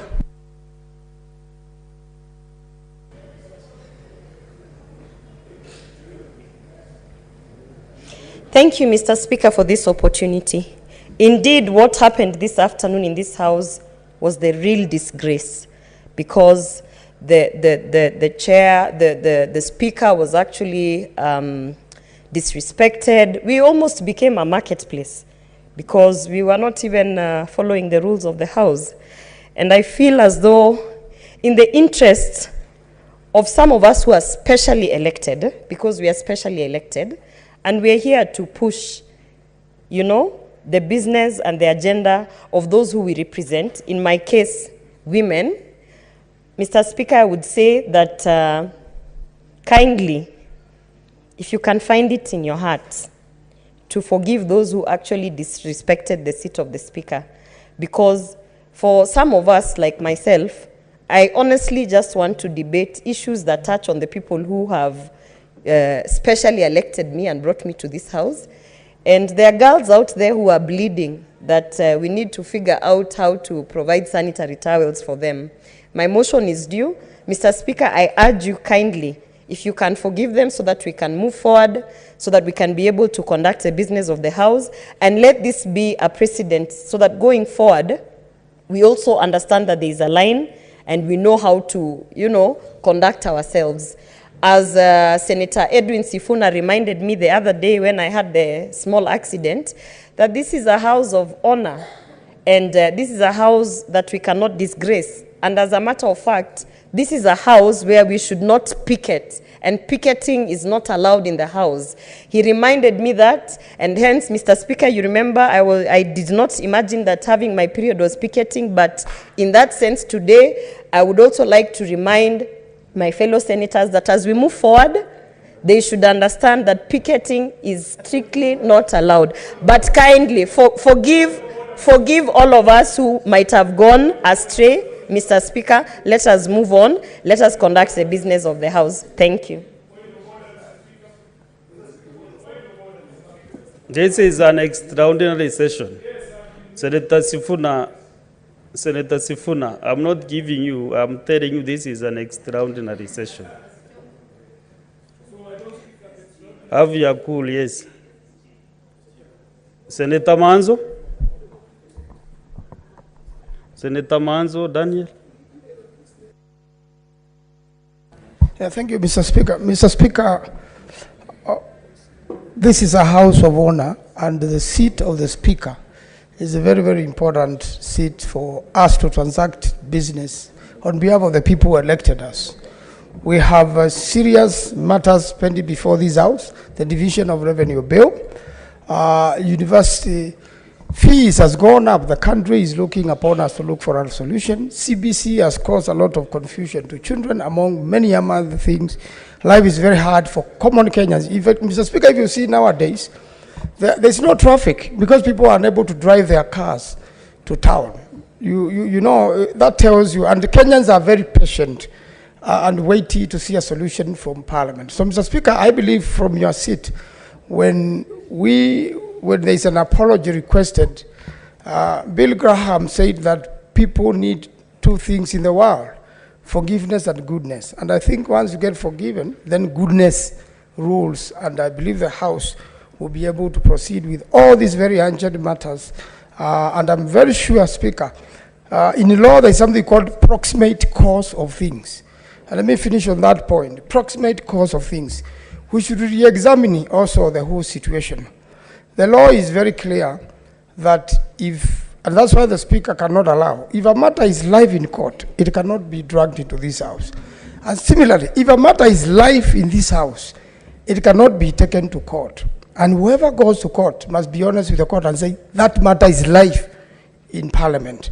And therefore now the courts will decide. So when people are honest with each other, then you have no proximate cause of all this. And I believe all of us should re-examine this matter, and we look forward to a solution. I thank you, Mr. Speaker. Senator Ali Eloba.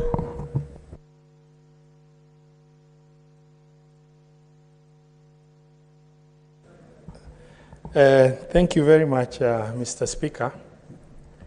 First and foremost, I want to start by extending my sincere appreciation to whoever initiated the discussion of can we talk, and the Senate Majority Leader and our Commissioner in particular, together with the other leaders that joined.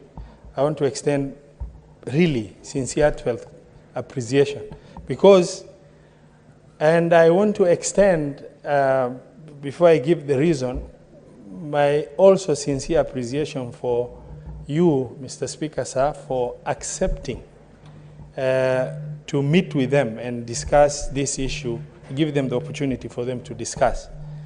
And I want to, because I was greatly disturbed, you know, I came to this Senate because I really wanted to get experience of legislation, oversight and representation besides the executive experience I've had.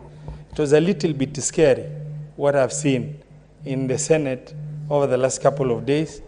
And as core principle in Kenya Kwanza, I was a bit puzzled, you know, on what I can say, what I can add. It was a very disturbing situation. And I want to, you know, I stand up now, you know, a bit excited with the opportunity that this situation, the new situation, has provided us. While you are away in the short break, a few ugly scenarios have happened of exchanges that also involve leaders like us to come in. We are extremely mature, responsible leaders, and I believe, unfortunately, we're all politicians, and there are political interests that comes to play from time to time. I want to join the Senate Majority Leader, together with the entire leadership of the minority side who have spoken on this floor. And, you know, it is extremely respectful when people, mature, responsible, stand up and say, we extend our apologies for whatever happened. And I feel touched as a leader. And I want to join the Senate Majority Leader's request, as well as the Minority Leader and the other leaders in this House, to request you to find it within your heart to forgive and also facilitate the opportunity for us to get the House back. I must add, yesterday I was here speaking on the floor of the House. We came here as senators to add value for our counties, to create representation. We had an opportunity, as at yesterday, to release 17.3 billion shilling to our 47 counties, which we lost because we didn't have a quorum.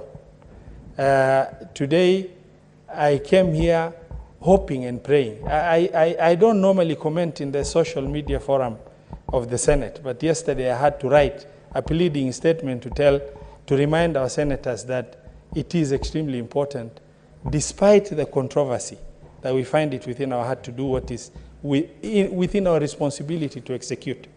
Mr. Speaker, sir, I end by requesting you, pleading with you, and finding within your heart to forgive and also accept the request by the leaders as it's put forward to you. Thank you very much, sir. Senator Romenen, Komwa James.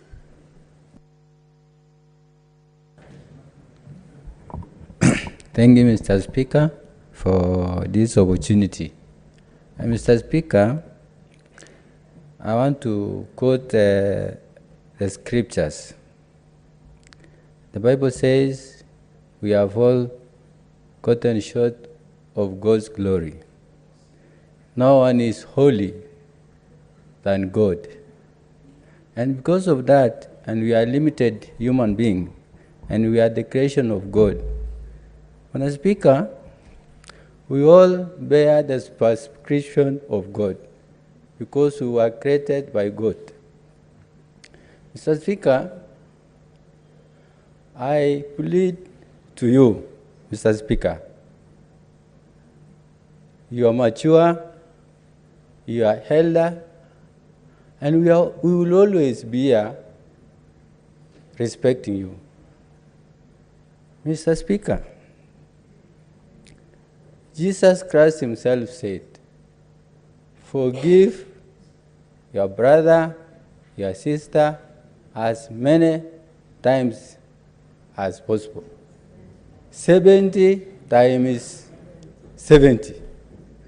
You could imagine, Mr. Speaker, it has not, whatever our brothers and sisters has done, it's not even 30 or 40.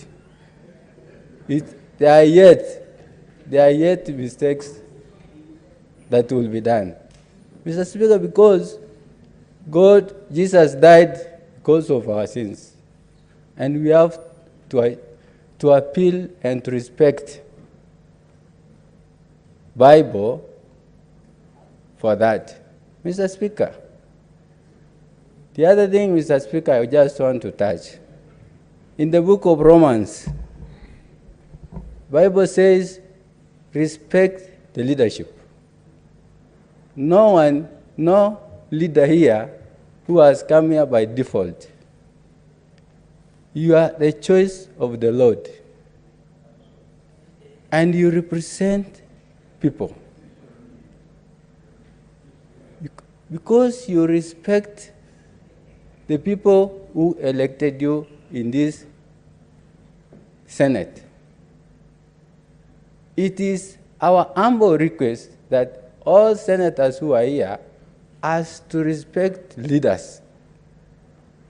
And Mr. Speaker, the Bible also says when Peter and Jesus and his disciples, when Peter made a mistake of cutting someone's ear, Jesus stopped him, but he did not return the ear. So what I'm saying to our brothers, my colleagues, forgiveness does not remove the consequences of sin. Mr. Speaker, it is true. I know how you have felt. But the reason why Jesus said you have to seek forgiveness, they have sought forgiveness from you, Speaker, and they have gotten the burden, how they organize themselves, and they have felt it. They know the burden, they know the heavy, how it was. Mr. Speaker, I plead to you that please forgive our colleagues. And finally, Mr. Speaker, I know we are all reasonable, we are mature, but tribulations will not stop us from facing tribulations. Sometimes, Mr. Speaker, we are intoxicated by the idols of the marketplace. We pick things in the market. We pick noises from the market. We pick rumors from the market. And we want to confirm it as true. Please, Mr. Speaker, let us differentiate facts from the ideas. I know, Mr. Speaker, whatever we are doing in this house, whatever we are doing in this world, it is a manifestation of the idea. Idea will come first, and then we implement the idea. Mr. Speaker, finally, with due respect, we were together in the National Assembly. And I owe you a lot of respect.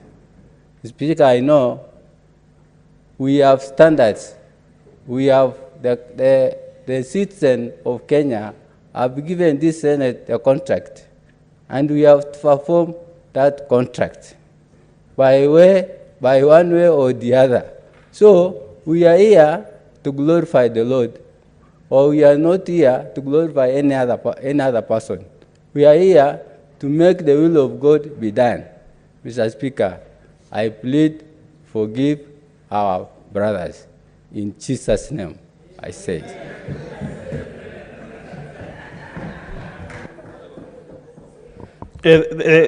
Senator Menen, I am not sure of all the other verses you have quoted.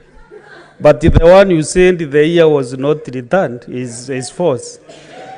Because the year was returned and that servant healed. And the name of the servant is called Malchus.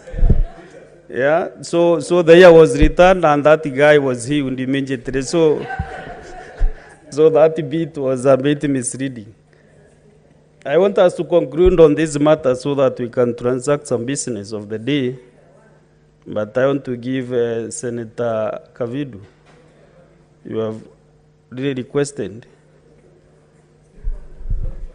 Then Senator Morango, 1 minute each at least. Because thank you, Mr. Speaker, for giving me this opportunity to join my fellow senators and also you to say that this is a house of order. And Mr. Speaker, what has been taking place for the last 2 days is not very pleasing to any of us. Mr. Speaker, I want to speak to us through the word of God. And no leadership that does not come from God. Your leadership comes from God. And all these other leaders, the leadership comes from God. And so, I want to quote a scripture in the book of Ephesians, which says that by quoting this scripture, I'm not calling anyone a child, and I'm not calling him even a father, but it is just an example of how we should respect one another. And the word of God says,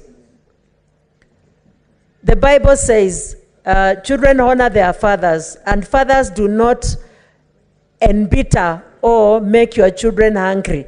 In this whole situation, there is what has brought these hiccups, because if the communication was done the way it would have been done, we would not be where we are today or now. So, Mr. Speaker, I want to say, forgive the 4 senators, because, Mr. Speaker, you said you will decide whether to forgive or not. But I want to tell you what God says. In the book of Matthew, chapter 6, verse 14 and 16, the Bible is very clear. It says, forgive men their sins, and God will forgive you your sins. Every one of us needs God's forgiveness. And so if we have to be forgiven by God, we also have to forgive men. So, Mr. Speaker, I beg you and I plead with you, forgive the 4 senators, and let's move on as we receive the communication the way it should be, so that the hiccups will get finished, so that, Mr. Speaker, we can speak of important matters of this country, like our children even in schools are dying of hunger. The other day I was in Machakos, and there are children who are not going to school, Mr. Speaker, because they have no food. The drought is too much. The schools are, demanding us to pass laws in this house. Mr. Speaker, forgive them and do something also about the communication so that we can move on. Thank you, Mr. Speaker. Senator Morango. Asante sana, Mr. Speaker. Kwanza nataka nishukuru kiongozi wa wengi na kiongozi wa wale wachache, kwa sababu ya kujua kwamba uchache ya walio wachache sio wingi wetu tulio wengi. Kwa hivyo unadhani ni jambo la msara amefanya. Leo Mr. Speaker, sijui kama kwa diary ya shetani kama anayo, ilikuwa siku yangu, kwa sababu yale mambo ilikuwa inafanyika hapa ndani na nje. Leo nimekuwa na matatizo mara mbili. Kwanza nilikuwa na shule 3 ambazo zilikuwa zimetembea hapa siku ya leo, na sijui kwa nini imefanyika wakati walikuwa hapa. Kwa hivyo kama wameenda wakifikiria hivyo tunafanya hapa, niko na shida kubwa sana. Wakati ulipofika, Mr. Speaker, ukanipa nafasi ya kufanya introduction katika kile kizaza, nika introduce shule ya Murang'a kama shule ya Kirinyaga. Kwa hivyo wao wanafikiria hata sijui majina ya shule ambazo zimekuwa hapa siku ya leo. Na Mr. Speaker, kuna kitambu inaitwa Hekaya za Mbunwasi. Inasema ya kwamba mtego wa panya unaingia waliokuwemo na wasiokuwemo. Leo mtego labda hukuwa wangu, lakini mimi hata kama ni ng'ombe nimeshika katika hiyo mtego, kwa sababu aibu ni kubwa upande wangu kama seneta wa Kirinyaga. Lakini pia kuna mambo ambao tunasoma. Kwa sababu nilipokaa hapa, kama unaangalia Mr. Speaker, lile kopo la maji linakuanga pale hamna. Maseneta wamekunywa maji sana hapa. Kulikuwa kumechemka. Mimi mwenyewe unaona chupa zangu hapa. Na hizi tu ni nusu ya zenye nimekunywa wakati nilikuwa hapa. Na kule nje pia nimefanya hivyo hivyo. Sasa naomba ya kwamba tuweze kwenda mbele kama bunge na ili tuweze kufanya biashara iliyopo mbele yetu. Kwa sababu hiyo ndio itatuwezesha sisi kama seneta kuonekana kama maseneta. Bahati mbaya ni kwamba wote walikuwa wameenda katika National Assembly wakaishi hapa. Senator Medhu alikuwa amemalizana na wake na Senator Nyuto. Lakini kwa sababu diary ya shetani ilikuweko, ikawa ilikuwa sasa nizamu ya wale niliokuwa nao. Na wengine walikuwa nje. Wameenda nyumbani kama wamekasirika sana. Kwa hivyo tuende pamoja, na next time wakija kiongozi wa chache nitakufa nafasi ili unitetee kwa wale, kwa sababu leo haikuwa siku nzuri, lakini pia Mungu yuko katika enzi. Asante sana. Senator Sifuna.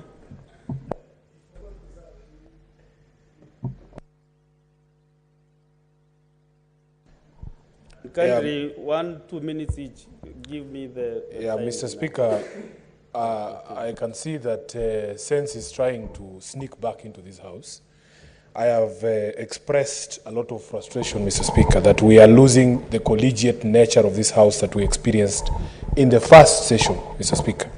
So I'm very happy that the steps that have been taken by the leadership will be able to address where the rain started beating us on this particular issue as a Senate. And immediately that is addressed, I am sure that we will move on. Mr. Speaker, I just wanted to correct the record because this is a house of record. The Hansard will show that on the day that Senator Gloria had her incident, I never spoke. I never spoke. And I have tried with all the energy that I have to find as little as possible conversation to have with Senator Gloria. So I don't know where she had me saying those things. So I just want to correct, because it's a house of record, I never spoke on that issue. And I want to encourage all of us to be truthful people, even when you render apologies like the ones we are hearing this afternoon. Let those apologies be truthful and let people mean those apologies. So I'm really wishing the best to the leader of the majority and the minority. Tomorrow when they have that conversation in your office, I hope that by 12 o'clock we will see white smoke, so that we can return to the collegiate nature that had begun to, to develop in the first session. I thank you, Mr. Speaker. Senator Kisang.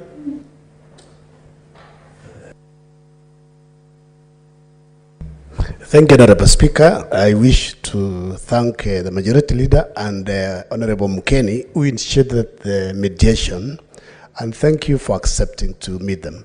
Secondly, Honorable Speaker, I know yourself and a few of us were in the National Assembly for 10 years, and we ran away from National Assembly with the hope that we come to this house, which is the harbor house, so that we don't see things that we saw today. I hope what happened today will not happen again. It is good for the leadership. If there are any issues, especially controversial communications, if it is possible, you consult and maybe discuss before coming to the floor of the House. Finally, Honorable Speaker, I request you, because of time, I know the Senator for Kirinyaga is having issues, as he has said, because the students were told to go out of the gallery by the sergeant at arms because of what was happening, was to save us from embarrassment, and somehow he's already embarrassed. We want to save sorry for what happened. As the Bible says, Honorable Menen has quoted several verses. If you remember the Lord's Prayer is very clear that we forgive those who trespass against us and will be forgiven. So I ask you, Honorable Speaker, that you forgive, so that we can move on and unlock the 17.5 billion that will go to our counties. Thank you. Least but not the last is Senator Isa Boy Juma.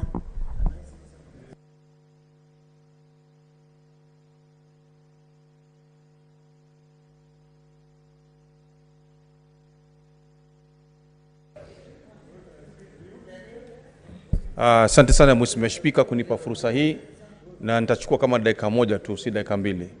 Kwanza natoa shukrani yangu kubwa sana kuhakikisha kwamba kuona majority leader na minority leader wamekaa chini pamoja na commissioner mgeni, wakakaa chini wakaongea hili jambo na kupata suluhisho. Mheshimiwa Spika, mimi nimeshukuru sana kwa siku ya leo. Kusema la kweli, mimi hichi ni kipindi changu cha pili kwa ndani ya bunge hili la Senate, bunge la 12 na sasa la 13. Kulikuwa na chechemoto sana katika bunge la 12 lakini si kama hii ya leo. Nimeshukuru sana kuona kwamba hili ni bunge la Senate ambao kuna viongozi ambao wana busara, wamekaa chini wakaona kwamba wakae chini waweze kutatua hili swali. Mimi pia Mheshimiwa Spika, kwa niaba yangu, kwa roho yangu safi, naomba Mheshimiwa Spika, hawa waliozungumza kuomba msamaha urudi nyuma Mheshimiwa Spika, uwasamehe tuweze kuendelea na kikao chetu kama cha kawaida. Tuna mengi ambayo tunataka tukafanyia wananchi wetu wa kaunti zetu sisi. Kwa hivyo Mheshimiwa Spika, sina mengi. Urudishe roho yako nyuma, uwe na imani na Bwana asifiwe, uwasamehe. Asante sana Mheshimiwa Spika. Asante sana. Honorable Senators, for sure in our standing orders there is no provision for forgiveness in the standing orders. Because I've been trying to peruse the standing orders, but there is no provision for forgiveness. Actually, after standing order 122, if you are given 3 days away from the precincts of Parliament, the next one is 7 days, and members familiarize yourselves with standing order 126. If you resist to move out and you are even touched by, you are forced to leave, then between 91 days and 150 calendar days, the standing order says you shouldn't be away from the precincts of Parliament. So unless members, we revoke all these penalties, but the chair, because I'm not the only chair, Senator Muma, you're also in you are a panelist. And next time you'll be here, and I wish also to face you, because you faced me. And other panelists who are here. I am not the only one, we are 5 of us who can present this house as speakers. And I will never wish any other speaker is faced with the similar circumstances that have faced me this afternoon and also 2-3 days ago.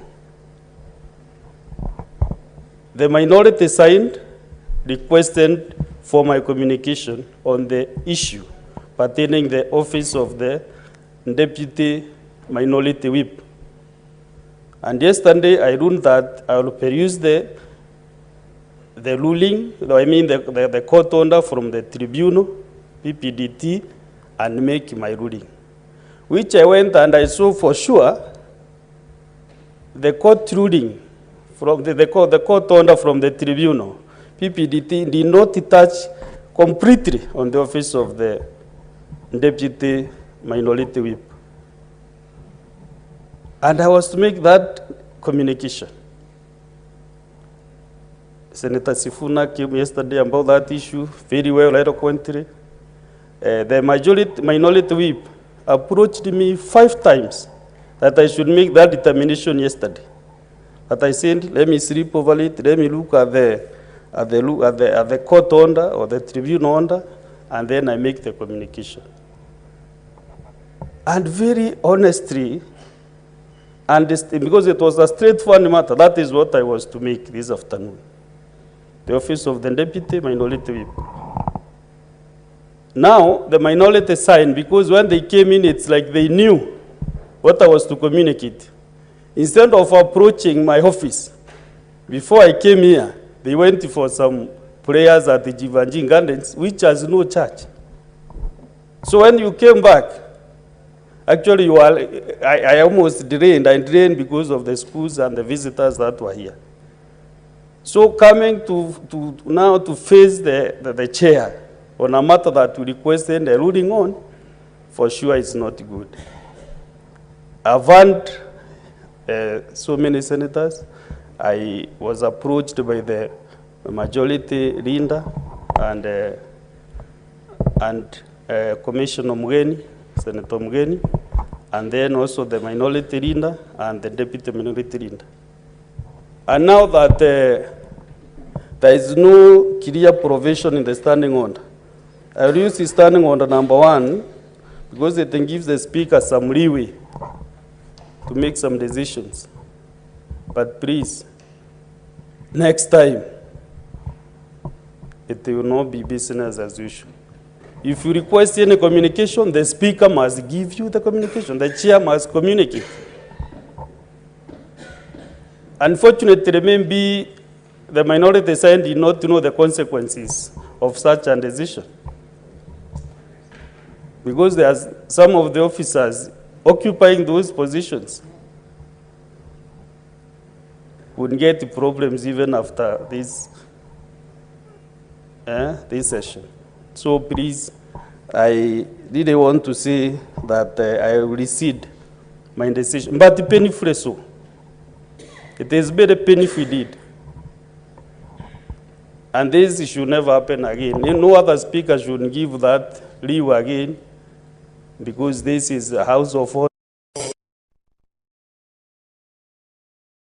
in the history of the Senate, that a decision mean can be rescinded. But for the interest of moving forward, because I have been told there is the leadership of both sides, they have requested me for a meeting tomorrow at 10, and I've agreed to that request. So let us discuss. This is not my house as Senator Kaduri Murongo or the chair. This is a house. This is a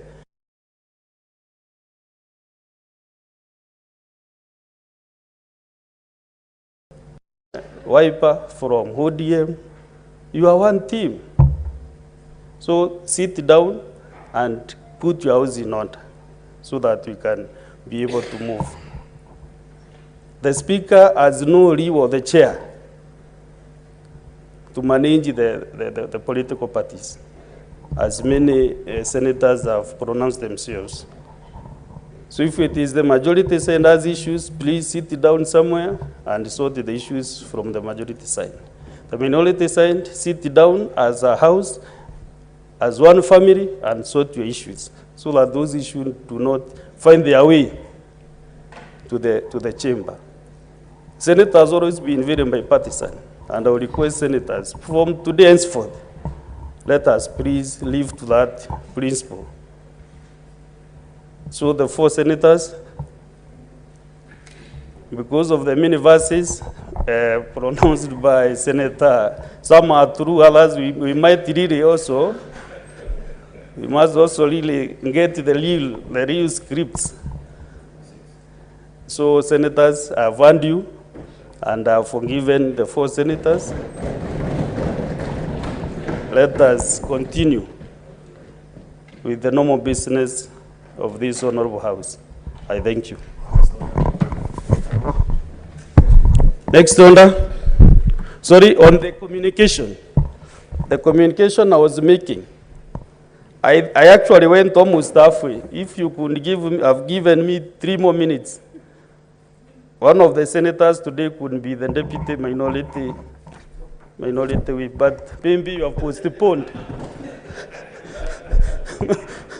You continue putting, maybe you have postponed. So my communication has been resident until we sit with the leadership of both houses and agree on the way forward. Next order.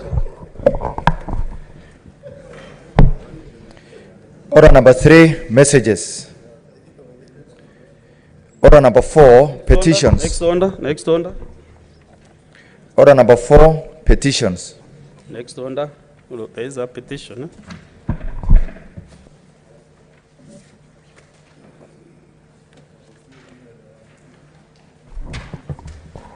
Honorable Senators, I have a petition by Mr. Paulo Mutembei concerning the historical injustices suffered by the Toro Bay community. Honorable Senators, I hereby report to the Senate that a petition has been submitted to the Senate by Mr. Paulo Mutembei concerning the historical injustices suffered by the Toro Bay community. As you are aware, under Article 119(1) of the Constitution, and I quote, every person has a right to petition Parliament to consider any matter within its authority, including enacting, amending, or repealing any legislation. Honorable Senators, the salient issues raised by this petition that a majority of persons from the Toro Bay community originally lived together with the Ogiek community in the regions of Mau Complex of Nakuru and Nalo counties. Mount Rodiani across to the forests of the northern Tinderet in Nandi County, Timboroa from Majimazuri,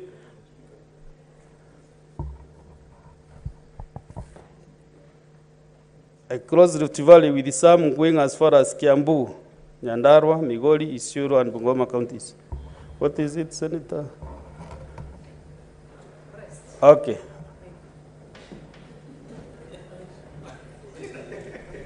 You are also forgiven.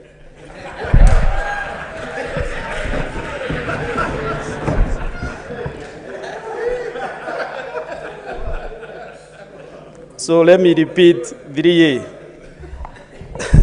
That a majority of persons from the Toro Bay community originally lived together with the Ogiek community in the regions of Mau Complex of Nakuru and Nalo counties, Mount Rodiani across to the forests of the modern Tinderet in Nandi County, Timboroa from Majimazuri, part of Koibatek Forest, Tugen Hills, Mount Elgon Forest, and Cherangan Hills, where the others were scattered across Rift Valley, with some going as far as Kiambu, Nyandarua, Migori, Isiolo, and Bungoma counties. That the community was evicted from their original habitat by the colonialists and thereafter by the Kenyan government after independence, rendering them internally displaced. That while some internally displaced persons from the Ogiek community have been compensated and resettled by the national government, the Toro Bay community have neither been compensated for nor resettled. Additionally, the Toro Bay community members are not considered for employment when opportunities arise, and therefore they have remained marginalized. That the Toro Bay community, through their leaders, have been forced to have the matter addressed by the relevant government agencies, all of which have not borne fruits. The petitioner therefore prays that the Senate intervenes in this matter with a view to recommending that Toro Bay community members be compensated, resettled, and considered for employment when opportunities arise. Honorable Senators, pursuant to Standing Order 237, I shall now allow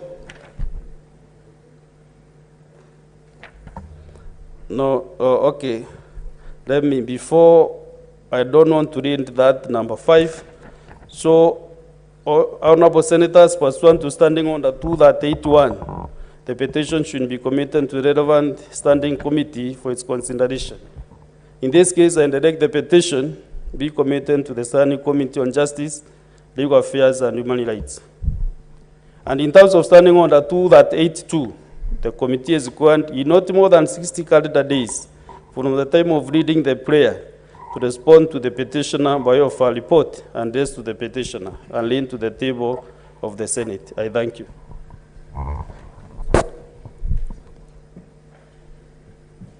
Next order. And because I'm not sure whether the requests are comments. Senator Chute, a moment.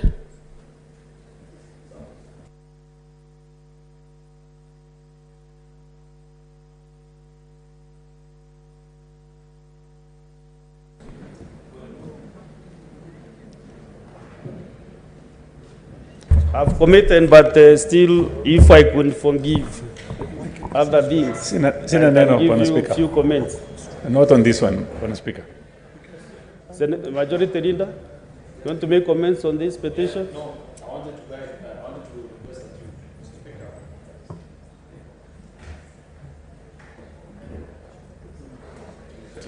It's because of what you had said earlier, Mr. Speaker, so I wanted to request you that you guide the House.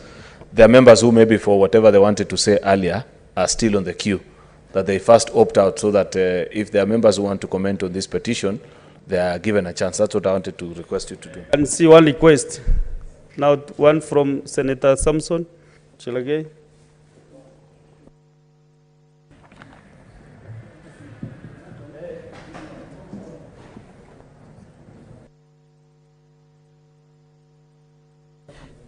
Yeah. Oh, now. Thank you, Mr. Speaker. I want to congratulate the petitioner who has brought that petition to the Republic of Senate. I think that issue when these people have been disenfranchised, Mr. Speaker. As you are aware, this is a human rights issue where they must be compensated. Mr. Speaker, when you look at the role of National Land Commission and Article 67, it talks that to initiate investigations or on its own initiative or on a complaint into present or historical land injustices and recommend appropriate measures. Mr. Speaker, when you look at the role of National Land Commission, they are supposed to assist, and I think the Committee on Human Rights, Justice, Legal Affairs and Human Rights, is that these people have been disfranchised for long. Mr. Speaker, you are aware Mau were compensated at some point. There was a case that was listened at London Inns of London Inns in the US, Mr. Speaker. We have also adopted in the last session an historical injustices against the Talai, Mr. Speaker. And from where you sit, even your behavior, you are looking like a Talai. So all those issues, Mr. Speaker, that report was adopted and Mr. Speaker, that report was adopted. Is your point of order, Senator Kenywa?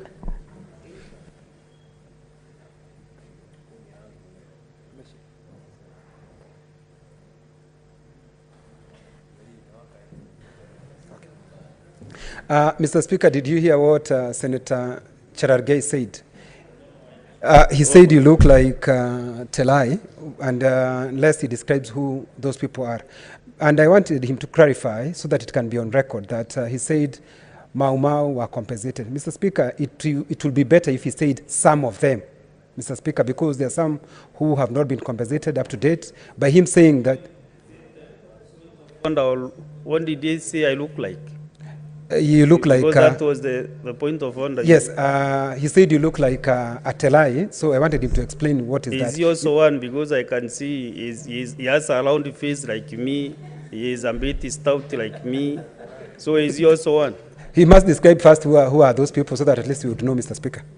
So that we can through the dichotomous scheme, we can tell whether he is one of them or you are one of them. He lacks is only the wisdom from the grey hair.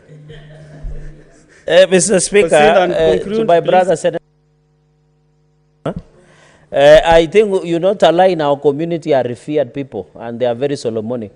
Mr. Speaker, what we have done today by forgiving the 4 colleagues is needed Solomonic wisdom and patience that you exercise today. So I think that is what I meant. I say look like, and that is the use of euphemism. The issue of some, I want to correct really.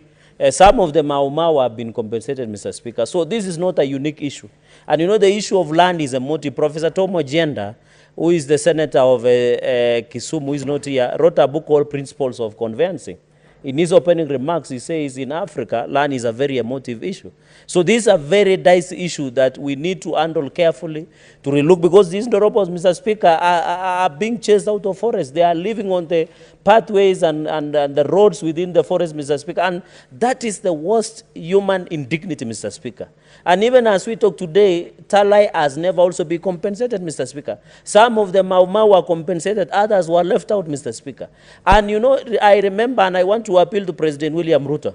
You remember during the last parliament, Mr. Speaker, during the State of the Nation of Address, I don't know which year, the former president committed 10 billion for compensation of historical injustices, be it in Ukambani, coasts, even in everywhere. They had committed 10 billion Kenya shillings, Mr. Speaker. What I want to appeal to government is that let that 10 billion be rebudgeted again, so that as the Committee on Justice, Legal Affairs and Human Rights and even the Lands Committee and other sectors, Mr. Speaker, you have a kitty that you can compensate these people that have suffered, Mr. Speaker, not including but not limited to even buying land, Mr. Speaker, giving them cash, Mr. Speaker, to resettle them, compensating them, Mr. Speaker, because these are the people that have suffered, Mr. Speaker. So Nandi, Mr. Speaker, in conclusion, is that most of our people in Nandi suffered. And when you go to Tindred, Mr. Speaker, part of Nandi Hills, and even the multinationals, Mr. Speaker, some of the multinationals, Mr. Speaker, in conclusion, I saw an expose by BBC about sex for work in some of the multinational estates in Kericho, Finlays and others, Mr. Speaker, in conclusion. That is just part of the greatest authorities that multinationals have committed. Even when you go to Nyamira or any other part of this country where multinationals were there, talking about sex for work, Mr. Speaker, is a small atrocity that multinationals have committed. The worst is they were able to dispossess, uproot, even kill people to create space to plant some of those tea, Mr. Speaker. Even as those people in wherever they take their tea, be it Lipton or any other form of Kenyan tea across the world, that tea is tainted with blood. And the earlier those multinationals come and sit and compensate our people, the better. Because the issue of sex for work is something that, Mr. Speaker, should be investigated. The police should arrest the people who are supposed to. This is violations against Mr. Speaker, and it was sad that an international media station was running a documentary, Mr. Speaker, that was outraging. And therefore, I want to appeal that this matter must be resolved as soon as possible, as quickly as possible. The jailer committee, which my predecessor, I think part of it we also learn historical justice, Senator Commissioner Okongo Mugeni. But today, Mr. Speaker, is very humble. I don't know which medicine you gave him. But the point I wanted to make is that there is a tradition that will always be taken into place. Mr. Speaker, with those very many remarks, I thank you and congratulate the petitioner. The next honor, thank you.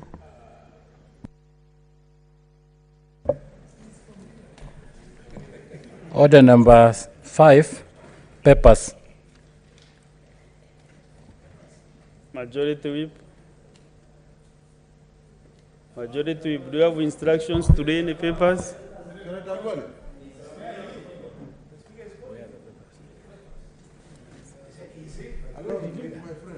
But he has forgiven. Majority Leader. Thank you, Mr. Speaker. Mr. Speaker, sir, I'm sorry I didn't realize that the Majority Leader had stepped out of the House. My apologies. I beg to lay the following papers on the table of the Senate today, the 22nd February 2022, being one, the report of the Auditor General on the County Revenue Fund for the County Government of Murang'a for the year ended 30th of June 2022. 2, report of the Auditor General on the Kirinyaga County Assembly Car Loan for Members Fund for the year ended 30th of June. You are out of order.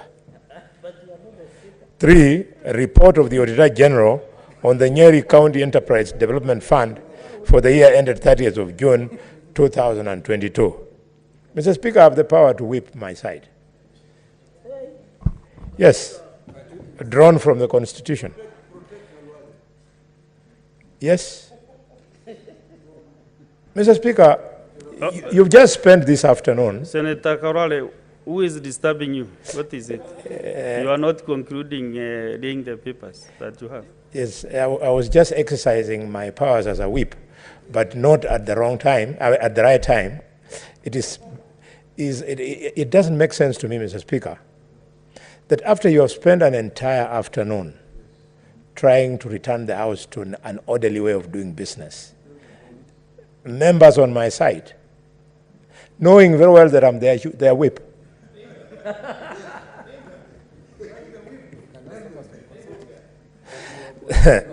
Senator Kinyua, and Senator Cherargei. This is the house of Josiah Mwangi Kariuki. He paid with his life. This is the house of Robert Ouko. He paid with his life.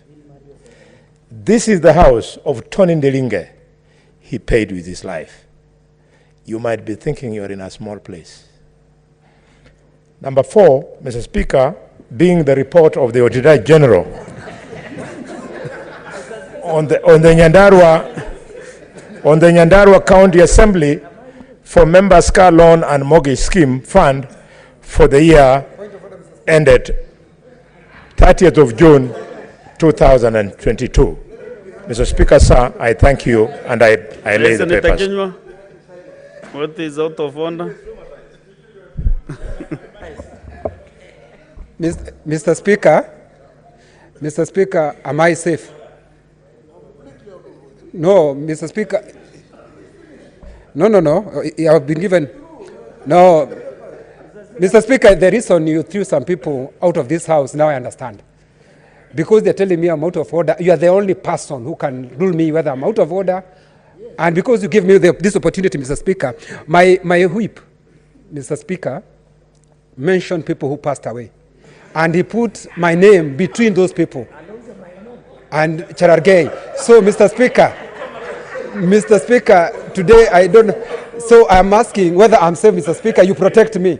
Or he can substantiate what he meant, Mr. Speaker, because I don't know whether I'm safe.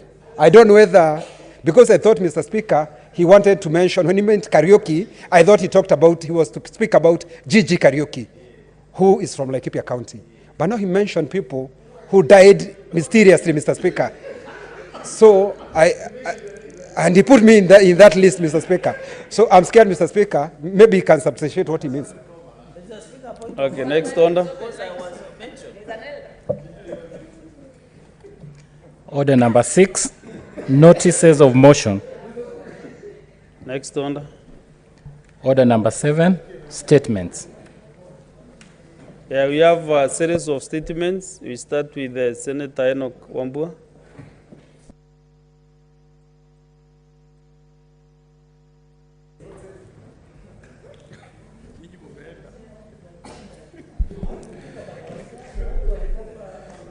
Thank you, Mr. Speaker. Mr. Speaker, I request that you order the Senator of Kitui County be heard in silence.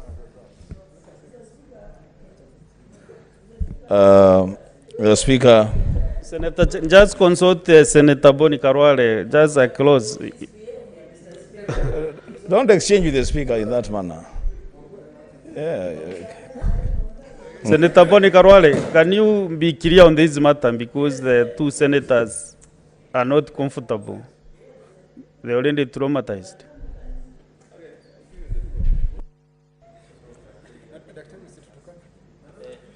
Mr. Speaker, you conspicuously noticed that when you are being requested to retract your statement which you had read midway, and when members were requesting for apologies, I did not request to speak. We are losing it. I'm referring to those great men and those great men who, because people wanted them out of the way so that they would not continue being here. Just to remind ourselves that to be here, it is a serious platform. Very serious. Mr. Speaker, since you have allowed me, allow me to say this one. Just this one, please, kindly. That you know, when you become emotional, Senator Carol, you start singing. Yes, so I will not trying say. to. Mr. Speaker, seeing what is going on in this House, members will just have to go back to the rules.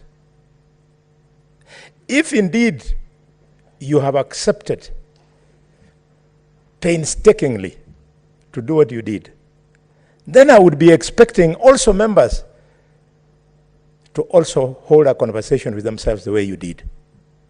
This would be the time, Mr. Speaker, sir, for the Senator of Isiolo to re-examine herself and ask if it is true that knowingly that the sub judice rule applies just as much to Parliament as it does to the judiciary, what would she do in view of that, if we are serious? Mr. Speaker, similarly, I would be requesting the leader of the minority to talk to himself. But if knowing the rules, he can stand in his place and walk right to the chair and warn you directly, and in the process attract his colleagues. Is that the way we want to run this House? If it is the House that was so important that these people, whose names I've invoked, lost their lives, ladies and gentlemen, honorable senators, let's not do that. Let's not do it, Mr. Speaker. Mr. Speaker, Senator Dulo is a lawyer. Mr. Speaker, go to the details of that matter because yes, Mr. I'm concluding with this remark because then you have allowed me that much. Mr. Speaker, you did not invite yourself into speaking to the separation of the offices. There was a lot of point of order upon point of order that caused you to prepare this communication. Otherwise, originally you had refused. Why are we being dishonest? Are you saying we are children in this house? Thank you, Mr. Speaker. Senator Enoch.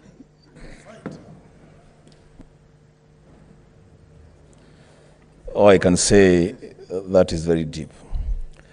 The Speaker, I rise pursuant to Standing Order 53-1 to seek a statement from the Standing Committee on Land, Environment and Natural Resources on the afforestation program in arid and semi-arid lands. In the statement, the committee should, 1, expound on the national government policy for afforestation in arid and semi-arid land areas with regard to the realization of the set minimum 10% forest cover in the country as provided for in the Constitution. 2, state the current national forest cover, noting efforts by the Kenya Forest Research Institute, KEFRI, that were intended at raising the forest cover to 10% by 2022 in line with the National Forest Program.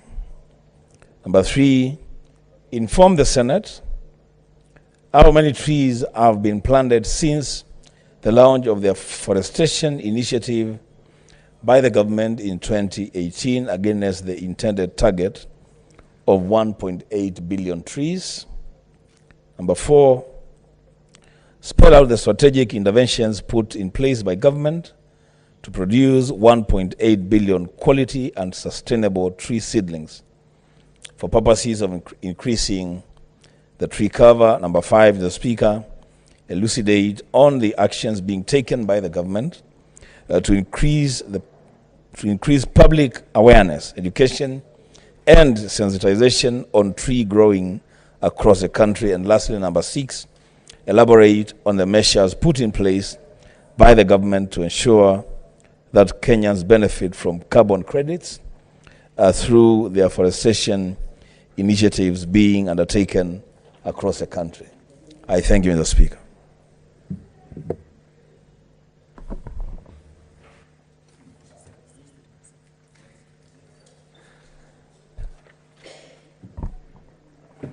The Honorable Senator from Laikipia, in 1 minute, comment on the statement by the Honorable Senator Enoch Wambua. Asante sana Bwana Spika kunipa fursa hii. Nataka kuchukua fursa hii kuunga mkono taarifa iliyoletwa na Senator Enoch Wambua. Ni kweli mambo ya upanzi wa miti serikali imechukulia kwa uzito sana. Nakumbuka Rais wa Jamhuri ya Kenya akisema kwamba tupande miti. Na ni jambo la muhimu sana kwa sababu ukiangalia hasa sehemu zetu ambazo ziko na miti kunanyesha, lakini sehemu ambazo ni jangwa zimebaki jangwa kwa sababu hakuna miti. Bwana Spika, ninapoongea ukitembelea sehemu ya Laikipia, hasa pale panaitwa Igwameti, mahali Laikipia University iko, ni jambo la kuvunja moyo sana kwa sababu pale katika chuo kikuu kazi wanayofanya ni kukata miti usiku na mchana, Bwana Spika, bila kuzingatia kuendelea vile ambavyo Senator wa Kitui alivyosema, Senator Wambua, vile ambavyo tunaendelea kupanda miti. Kwa hivyo vile ambavyo tungependa kusema ni kamati ambayo itashughulikia hilo jambo ambalo limetajwa hapa, waangalie sio tu sehemu zile Senator alizotaja, washughulikie mpaka sehemu za Laikipia, hasa Laikipia University, kwa sababu hapo ndiko kuna shida kubwa, wanakata miti kiholela na wapandi miti, Bwana Spika. Kwa hivyo naunga mkono taarifa iliyotolewa na nataka kumwambia Senator Wambua ambaye ni kiongozi wa wachache, naibu wa kiongozi wa wachache katika bunge, serikali ya Kenya Kwanza imejitolea mhanga kufa kupanda miti. Na ni kweli mimi najua kwa sababu waziri anayehusika tumekuwa na yeye Laikipia na tumeamua tutapanda miti na tayari tuko na miche karibu 3 milioni pale Laikipia. Kwa hivyo tunaongoza kutoka mbele na watu wa Kitui wakitaka tutawasaidia na hiyo miche. Asante Bwana Speaker. Thank you, Honorable Senator. Senator James Maruma Mwashushwe. Yeah, thank you, Mr. Speaker, for this opportunity to comment and ride on the statement by Senator Enoch Wambua about afforestation and the regeneration of our forests. It's a very important statement, given that most of the areas that had a lot of rainfall, had a lot of water, now have dried up. Where I come from, Mr. Speaker, a place called Undani, we used to have springs in Undani. But now what we are seeing is desertification. What we are seeing now is people being supplied water using water boozers. So I think it's a very important statement. And what we'd be wanting to see from the government of Kenya Kwanza is implementation. Because you can have very good programs and projects, but the implementation is a problem. Kenya Kwanza estimated that they would plant 5 billion trees in 5 years. In that estimation, then would have about 1 billion trees in 1 year. So out of 47 counties, 1 billion trees, they would be expecting to have a supply of 100 million trees per county. I'm yet to see the 100 million trees in my county. So what I would be begging the Kenya Kwanza government is to supply the trees, walk the talk, because climate change is real. And when you have climate change, then the people who are affected are women and children and PLWDs. I would like to write on that statement, and I would be wanting to see the responses that we'll be getting from the Lands, Environment and Natural Resources Committee, which I sit. Thank you, Mr. Speaker. Honorable Maruma, you also have a statement, right? Go ahead and read your statement. Yeah, thank you, Mr. Speaker, for this opportunity to read this statement. But I must say that the statement that I intended to read first, it has gone through processing, and the one that I have here has really quite been dismembered. But I was going to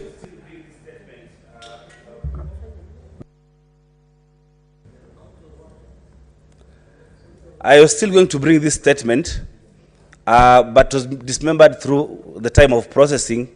But because now this has come earlier, I will still read it and then follow through the Secretariat and see where the initial version is.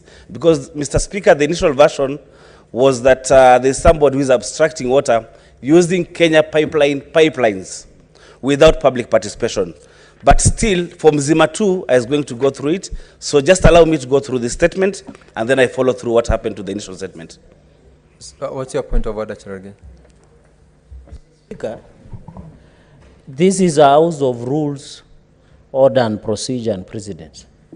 When you look understanding under 53, 52, 53, 54, 55, if we allow Senator Maruma, my good friend, Mwashushe, to read this version of the statement, I'm worried it might not all fall the threshold of Standing Order 55, where he talks about the contents of request for statement, as in shall not be for debate, frame to give information, or convey a particular point of view, contain an argument, interference, opinion, repeat substance covered, seek an expression of opinion, be excessive of length, ask a private individual or an official body to more than one subject, Mr. Speaker. So for neatness of the House, Mr. Speaker, and not running the risk of Senator Maruma reading his own version of the statement that was not processed by your office, Mr. Speaker, and you know you need to withdraw the word dismember,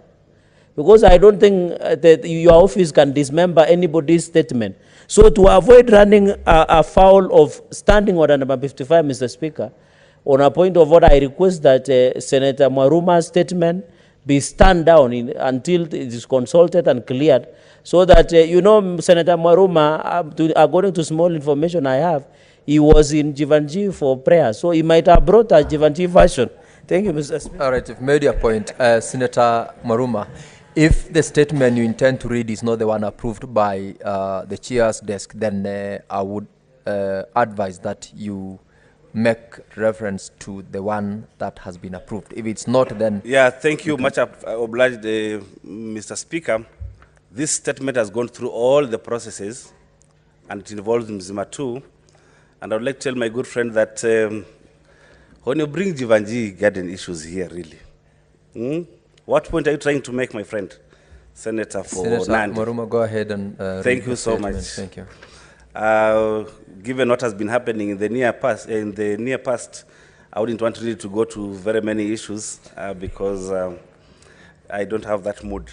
Now, Mr. Speaker, I rise pursuant to Standing Order 53-1 to seek a statement from the Standing Committee on Land, Environment and Natural Resources regarding the Mzima Water Abstraction Project in Taita Taveta County. In the statement, the committee should, one, inform the Senate of the anticipated volume of water to be abstracted daily, stating the amount of water that will be shared across the counties that will benefit from the Mzima Water Abstraction Project.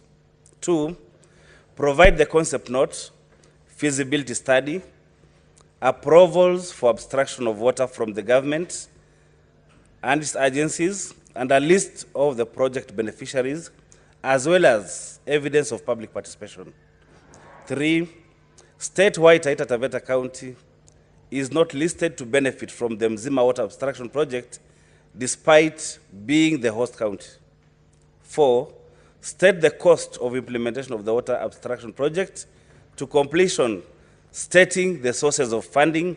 And five, state whether disputes between the community and the Mzima Water Abstraction Project owners regarding implementation of the project have been resolved ahead of commencement of the project, and if not, halt the project until the disputes are resolved. I thank you, Mr. Speaker.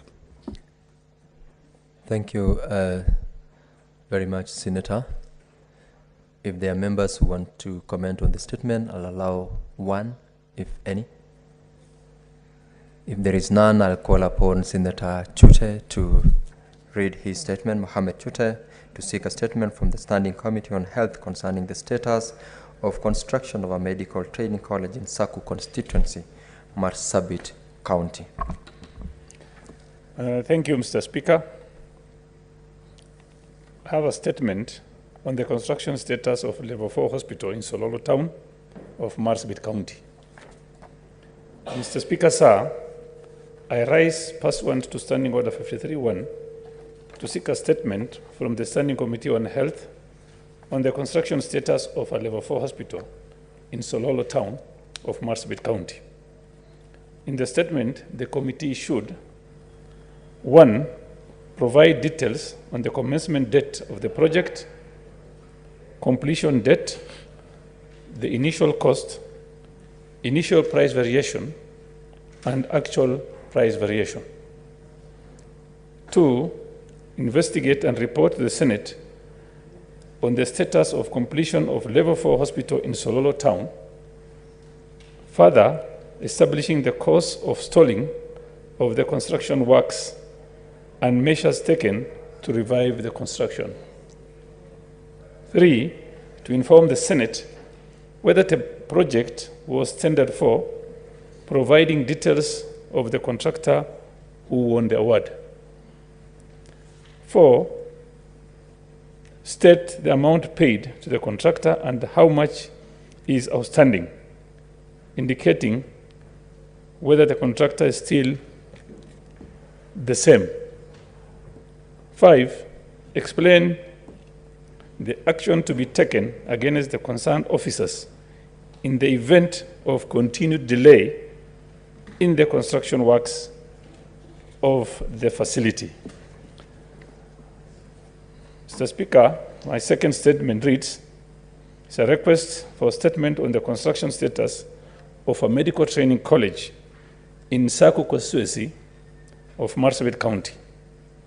Mr. Speaker, sir, I rise pursuant to Standing Order 53-1 to seek a statement from the Standing Committee on Health on the construction status of a medical training college in Saku constituency of Marsabit County. In the statement, the committee should, 1, provide details on the commencement date of the project, completion date, the initial cost, initial price variation, and actual price variation. 2, investigate and report to the Senate on the status of completion of medical training college in Saku constituency, further establishing the cause of stalling of the construction works and measures taken to revive the construction.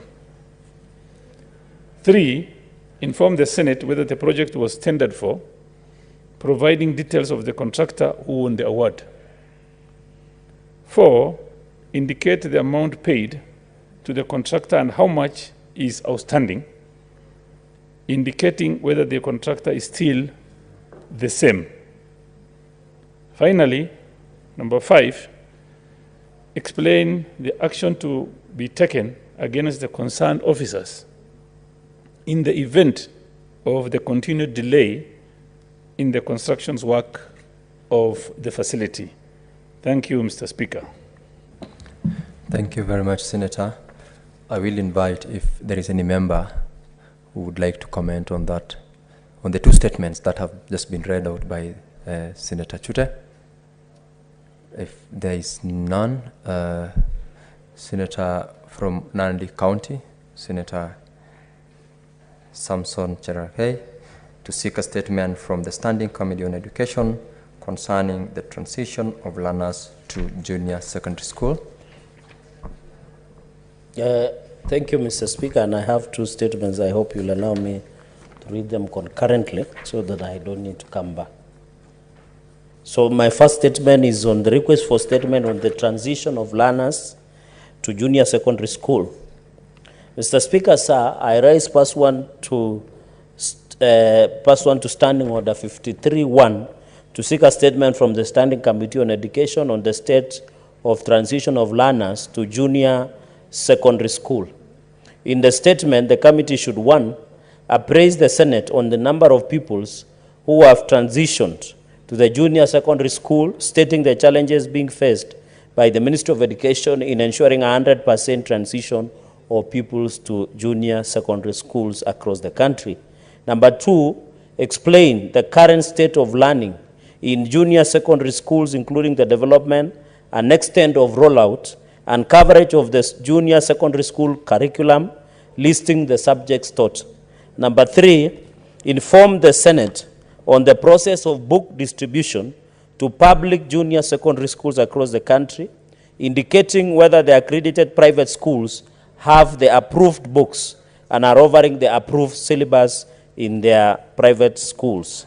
Number 4, state what happens to junior secondary schools classrooms that were built in secondary schools, noting that the government's directive to have junior secondary schools is now domiciled in primary schools. Number 5, Mr. Speaker, sir, disclose the total number of contractors engaged in the construction of the new junior secondary school blocks, identify those who have been paid, and the amount owed to the remaining contractors across the country. Number 6, Mr. Speaker, sir, state the total number of teachers recruited and deployed to junior secondary school and the current deficit across the country. And the 5th and the last, Mr. Speaker, ascertain if the new directive to ban boarding schools has been implemented, indicating whether junior secondary school will also be affected.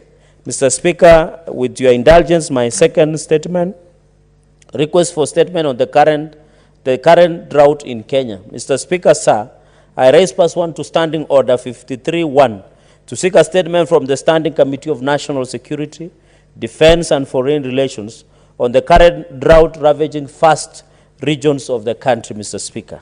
In the statement, the committee should, 1, spell out the strategic interventions put in place in the Ministry of East Africa, ASAD and semi-arid areas, and regional development to combat Kenya worsening drought situation in the recent times. Number 2, Mr. Speaker, explain the strategy adopted by the National Steering Committee on Drought Response to achieve its objective of raising funds and collecting and distributing food rations to the over 6 million Kenyans across the country affected by the drought countrywide, inclusive of the livestock, Mr. Speaker. Number 3, state the amount of funds raised by the National Steering Committee on Drought Response to mitigate the effects of drought in the country, as well as the accountability measures put in place to prevent wastage, privilege of the said funds that has been collected, Mr. Speaker. Number 4, give a breakdown of how funds that has been raised by the National Steering Committee to the combat drought have been utilized, and areas that have benefited from food donated by government, including animals, and that was raised by government and well-wishers to support the Kenyans that are affected and the livestock across the country. Finally, Mr. Speaker, spell out the strategies currently in place to achieve food security in the country through supporting farmers in terms of crop production and subsidy program. I thank you, Mr. Speaker, sir. Thank you, Senator Cherargei from Nandi County, for your 2 statements. I see interventions. Senator Beatrice, what is intervention?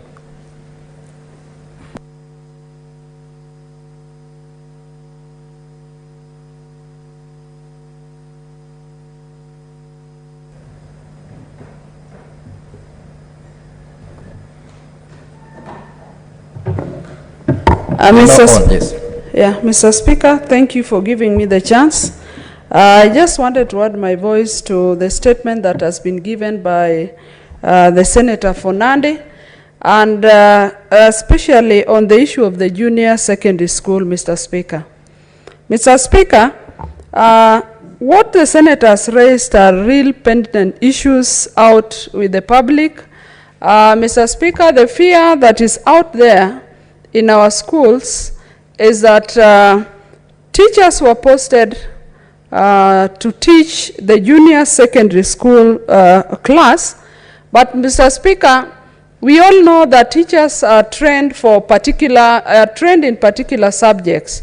So, Mr. Speaker, if a teacher 1 or 2 are trained to take care of a whole class, and there are series of subjects that the pupils or the students take, then the school is at a loss on who else takes care of the subjects that are not taken by the 1 or 2 teachers that are posted in those schools.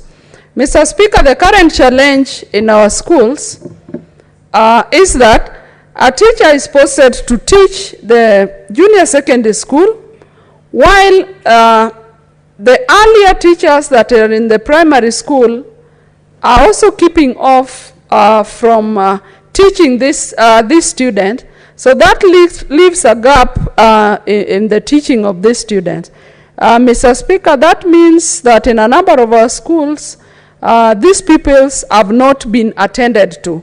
Currently, the schools are waiting for the government to give direction, and so I want to support that these concerns that the Senator of Nandi has raised must be responded to by the committee that, Mr. Speaker, you are going to commit this statement to. Indeed, it is a challenge, and it is a challenge that we must attend to as a House. Thank you, Mr. Speaker. Thank you, Senator Beatrice, for your intervention on the statement. I see the distinguished chairperson of the Education Committee, Senator Joe Nyutu. Thank you, Mr. Speaker. I rise in my capacity as Senator from Murang'a and as Chair Education Committee in the Senate. And I think I want to join Senator Cherargei in outlining the challenges that we have with transition to junior secondary school. Mr. Speaker, it is true we have a crisis. And this crisis, Mr. Speaker, has come by because up to and until December of last year, Mr. Speaker, every one of us knew that junior secondary school was going to be domiciled in secondary schools. But Mr. Speaker, following the recommendations by the Presidential Working Party on educational reforms, it was the very strong feeling of many parents and many stakeholders that learners at grade 6 were too young to join secondary school and be in the same place or the same school with some other elder learners who could be even about 20 years old. And Mr. Speaker, as you are aware, His Excellency the President directed then that junior secondary school be domiciled in primary schools, which of course caught primary schools off guard, because the curriculum that junior secondary school is giving, Mr. Speaker, is secondary school curriculum. Primary school teachers are not trained to handle secondary school curriculum, Mr. Speaker. And so there is a challenge. But Mr. Speaker, I want to assure you that last week, during an induction training of my committee in Naivasha, we invited the CEO of TSC, Dr. Nancy Macharia. And she outlined a few things that she's doing with her commission, Mr. Speaker, to see to it that this challenge is addressed. And one of the things that is being done, even without responding to Senator Cheralge's issue now, is that there are teachers, Mr. Speaker, that were teaching in secondary schools before, especially diploma holders, and who have been now mapped and are being posted to junior secondary school in primary school. They are already teaching in primary school. And Mr. Speaker, there are also very many other primary school teachers or P1 teachers that have studied, especially through the model of school-based, curriculum at the university. And so we have very many graduate teachers in primary school. And these are the teachers that the TSC CEO says are being mapped to be posted to handle the secondary school curriculum that is being offered by junior secondary school, Mr. Speaker. The other thing that I want to maybe join Senator Cheralge in, even as maybe you consider referring this particular statement to my committee, is that yes, we have challenges. Because this year, we have only one cohort in junior secondary school, that is grade 7. Next year, we will have 2, Mr. Speaker. So we will have grade 7 and grade 8. Next year, but one, Mr. Speaker, we will have 3 cohorts, grade 7, 8, and 9. That will be like a complete secondary school, Mr. Speaker, in primary school. And so I think I want to call on government and the TSC, Mr. Speaker, government to allocate more resources to TSC, because we must recruit teachers trained to handle secondary school curriculum in big numbers, Mr. Speaker. And you know, they say that if you do not plan, if you fail to plan, you are planning to fail. Mr. Speaker, we should not plan to fail. We should plan well in advance, Mr. Speaker. I also want to comment on the second statement that the Senator Cheralge made about drought in the country, Mr. Speaker. And I think this is something that we have been talking about in my committee, because the other time we invited the CS to come and shed light on school feeding program, Mr. Speaker. And it was the feeling of very many members in the Committee of Education that we need to look at what we, to relook or to look afresh at what we call ASALs, Mr. Speaker. Talking about Murang'a County has no area classified under ASAL. But we have a very dry area, Mr. Speaker, that should be classified as ASAL.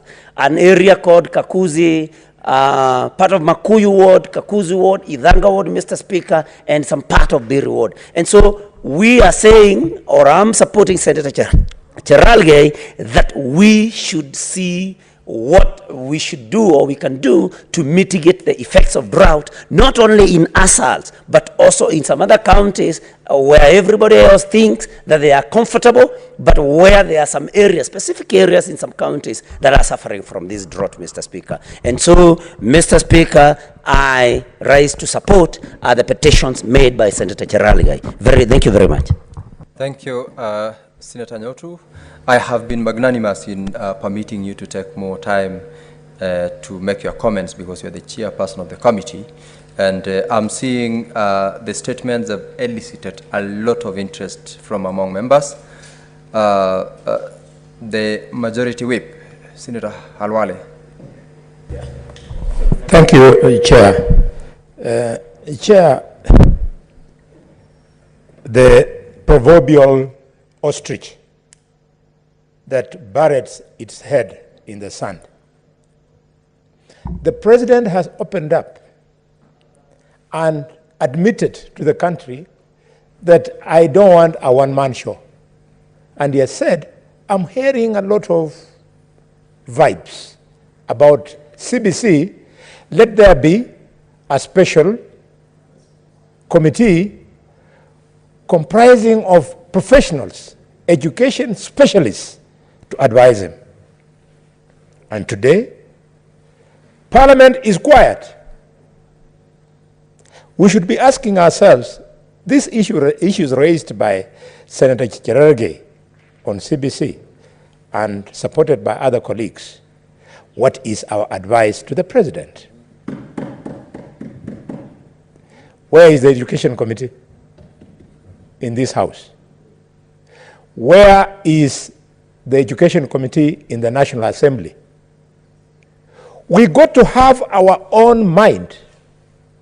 And unlike those professionals who get reports from the elites, who go to their boardrooms in their meetings when they are invited, even for public participation, we as elected people, we are accessed by the real parents of the hustler children. So we should carry that information to the president. What am I saying? I'm saying that the difference between CBC and what it is replacing, it is about what choice would you prefer to develop. CBC wants to base development on competence. And the old system is basing it on development of knowledge. So what should come first? If indeed we are true to the nation, competence cannot precede knowledge. A person you want to teach competence should have some basic knowledge of science if you want to make them competent in a science-based sector. We have a unique opportunity because of these problems we are having in CBC for us to go and expand village polytechnics that teach competence, expand TDIs, expand TVETs that teach competence, so that the balance of the children who then don't proceed to secondary school can then go and be taught competence at the village polytechnic or at the TTI or the TVETs. Mr. Speaker, Kenyans must now prepare themselves for real that we have been having standard 8 dropouts. Now we are going to have standard 6 dropouts. Yes. So if a child of standard 6, 12 years old, drops out of school, you are preparing the children of the poor to go and be house girls, to go and be shamba boys, herds boys in the homes of the rich. Mr. Speaker, it is a conversation that we must carry. I was at my primary school, Malinya Primary School, where I went to school, where all my children sit for class 8. And I found Mr. Speaker, sir, 115 children in one classroom called class 7. 115. And they had one teacher who has been posted. The teacher is trained, Senator Nyutu, you're our chairman. He's a physics chemistry teacher. He's in charge of all the 12 subjects. So I asked the principal, what's going on in this school? How will this man trained to teach physics and chemistry serve the entire school? Now Nyotu has scared me even more. I had not reflected on it, that in a few months from now, there'll be another class 6 graduating to 7, there'll be 8. I don't know how fast we are either training or recruiting teachers that will fit not just Marinya Primary School, but all the other primary schools. My brother Nyotu, my brother General Gay, we are on the government side. Unless, if we are not careful, we will fear that if we speak to these things, we are criticizing our own government. And our guys on the opposition will run away from it because they'll say our government is useless, is promoting a useless system and so on. Let us all reason together, not as opposition, as minority. We speak to this thing. This thing might kill a generation. Thank you, Mr. Speaker. Thank you very much, Majority Whip. What is your intervention, Senator Kisang? Actually, it's not an intervention. Thank you, Honorable Speaker. Honorable Speaker, I wanted to make one comment or two, and then I read my statement. You now, know, Senator Kisang, you were next in the queue to read your statement. But I want to make comment first. Okay, sure. Yes. Go ahead. Thank you. Thank you. At least let me make some comment. Honorable Speaker, you know, this thing of CBC has been there for a while. I know there has been discussions even when I was in National Assembly. And the former nominated MP for, who was the SG for NAT, Honorable Soshon, was really against this CBC. And it looks like we didn't listen as a country. Because recently, grade 7 we admitted at a primary school, all our primary schools. There are 2 schools within the primary school. We have junior secondary school and the primary school. And we don't even know who is the head, who is the principal for the junior secondary school. Is it the head of the primary school? And very soon, as the chair of education has said, next year we'll have grades 8 and grade 9. By the time they're in grade 9, there'll be a primary school that is going to end at grade 6. And there'll be a junior secondary school beginning grade 7 up to grade 9. How will the 2 schools be run? You know, those are the things that we need to look at. We spent a lot of money last year as a government to put up 1 classroom in all our secondary schools in preparation for junior secondary schools. But because of the report from the experts that we domicile the junior in primary schools because of the age, those classes are already in our secondary schools. We don't have classrooms in primary school. The issue that we should be discussing now is to ensure in the next budget, or even in the supplementary that the National Assembly is discussing, they need to vote some resources to be given to our primary schools to put up classes, to put up laboratories. You cannot teach physics, chemistry, or biology in junior secondary school in a primary school without a lab. So, Chair, these are the things that you need to look at and bring it up with the Teacher Service Commission and also Ministry of Education so that they allocate resources. Finally, on the second statement by Gerard Gay on drought across the country. Many of our counties that are not classified as ASAL, Elgeyo-Marakwet County is not classified as ASAL. We've had problems for years, insecurity along Kiri Valley, and we have not accessed relief food. So this issue of giving out food, especially to our schools, we need to relook at it and ensure we return back this old school feeding program so that even these students in junior secondary school, they access lunch in the schools. Thank you, Honorable Speaker. Now, I request that you allow me to read my statement. I will not allow you to read your statement because I've got other members who sought also to make comments on this. I'll allow 2 more members, then I'll invite you to read your statement. Thank you, Honorable Speaker. Honorable Senator Okech Eddie Gisheru.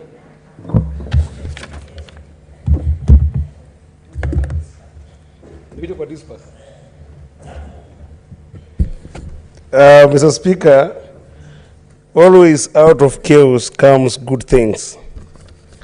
And, you know, this is even seen where human beings are formed.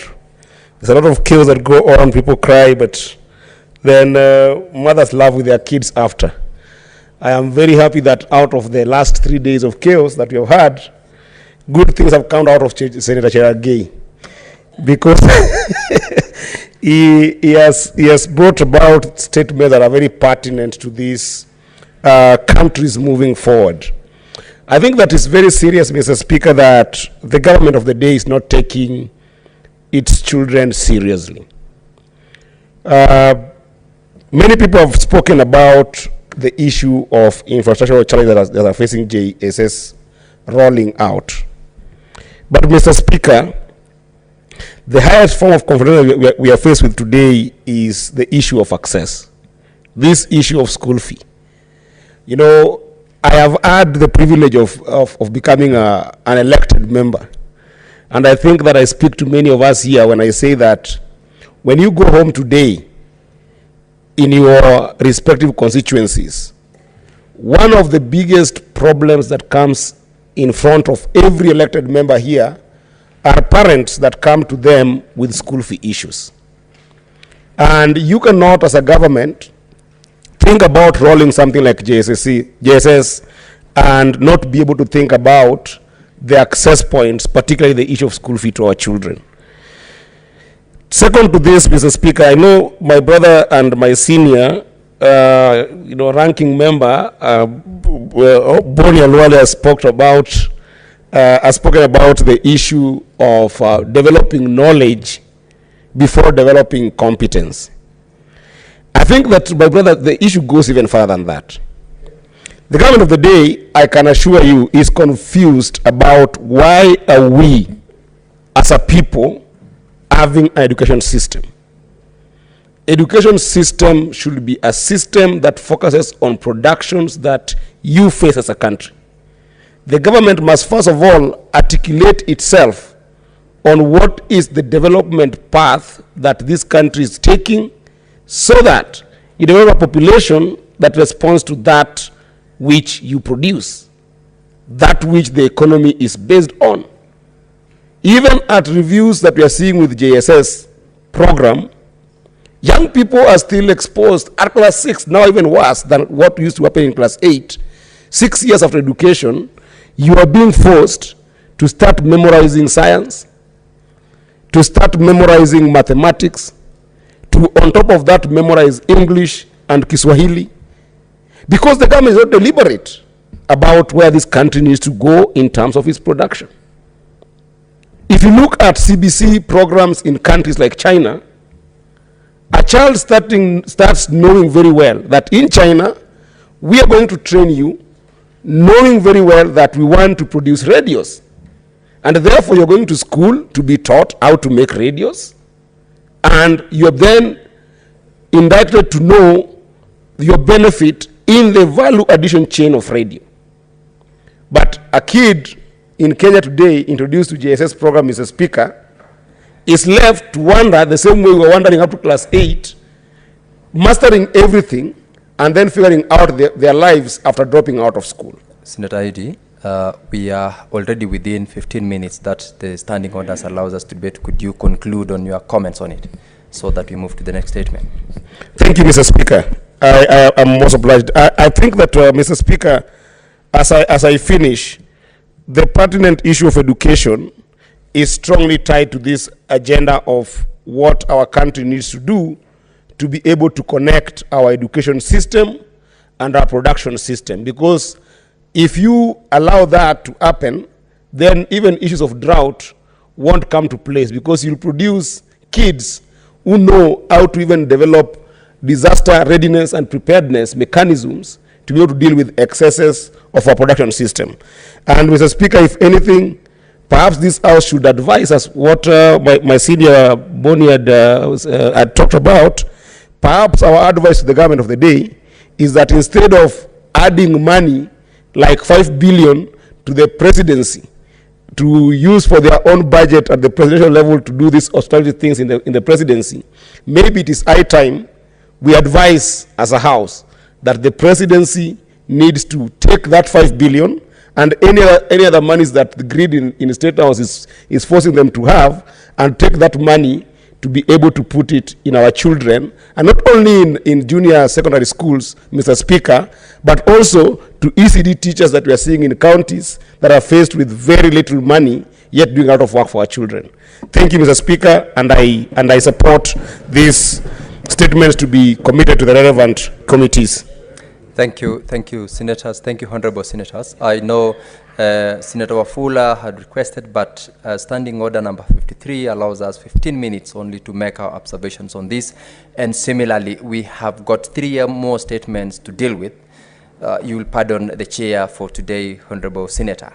I know education is fundamentally basic. That is why over the last sittings, we have had debates on the transfer of teachers. We have had debates on the transition from CBC to CBC from the previous regime, and now the conversation that we have just had from the statement that is sought by Senator Cherargei. It is something that is so key, and I am assured that the chairperson of the Education Committee in this House, following the comments which honorable members have made in this afternoon, will be taken seriously, and appropriate interventions are to be done so that this particular item, both on education as to whether it's about the teachers or the pupils or the programs and funding as it's been stated, is dealt with by the government. Honorable members, allow us to have the next member. We still have got 3 statements which we must go through, and I want to invite the senator for Kirinyaga County, Senator James Murango, to seek a statement from the Standing Committee on Labor and Social Welfare regarding plans by the government to launch bottom-up football tournament in all the 47 counties. Thank you, Mr. Speaker, for giving me this opportunity.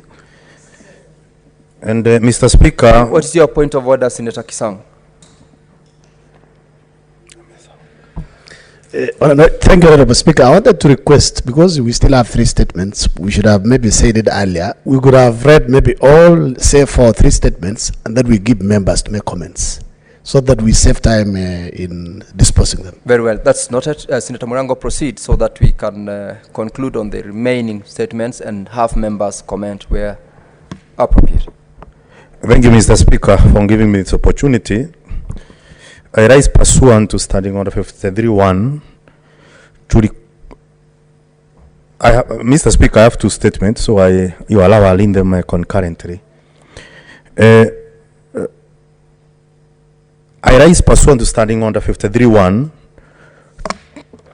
to seek a statement from the Standing Committee on Labor and Social Welfare on updating the beneficiary database of... Mr. Speaker, I think I am having some... Senator Murango. Yes, I think Senator, just a minute.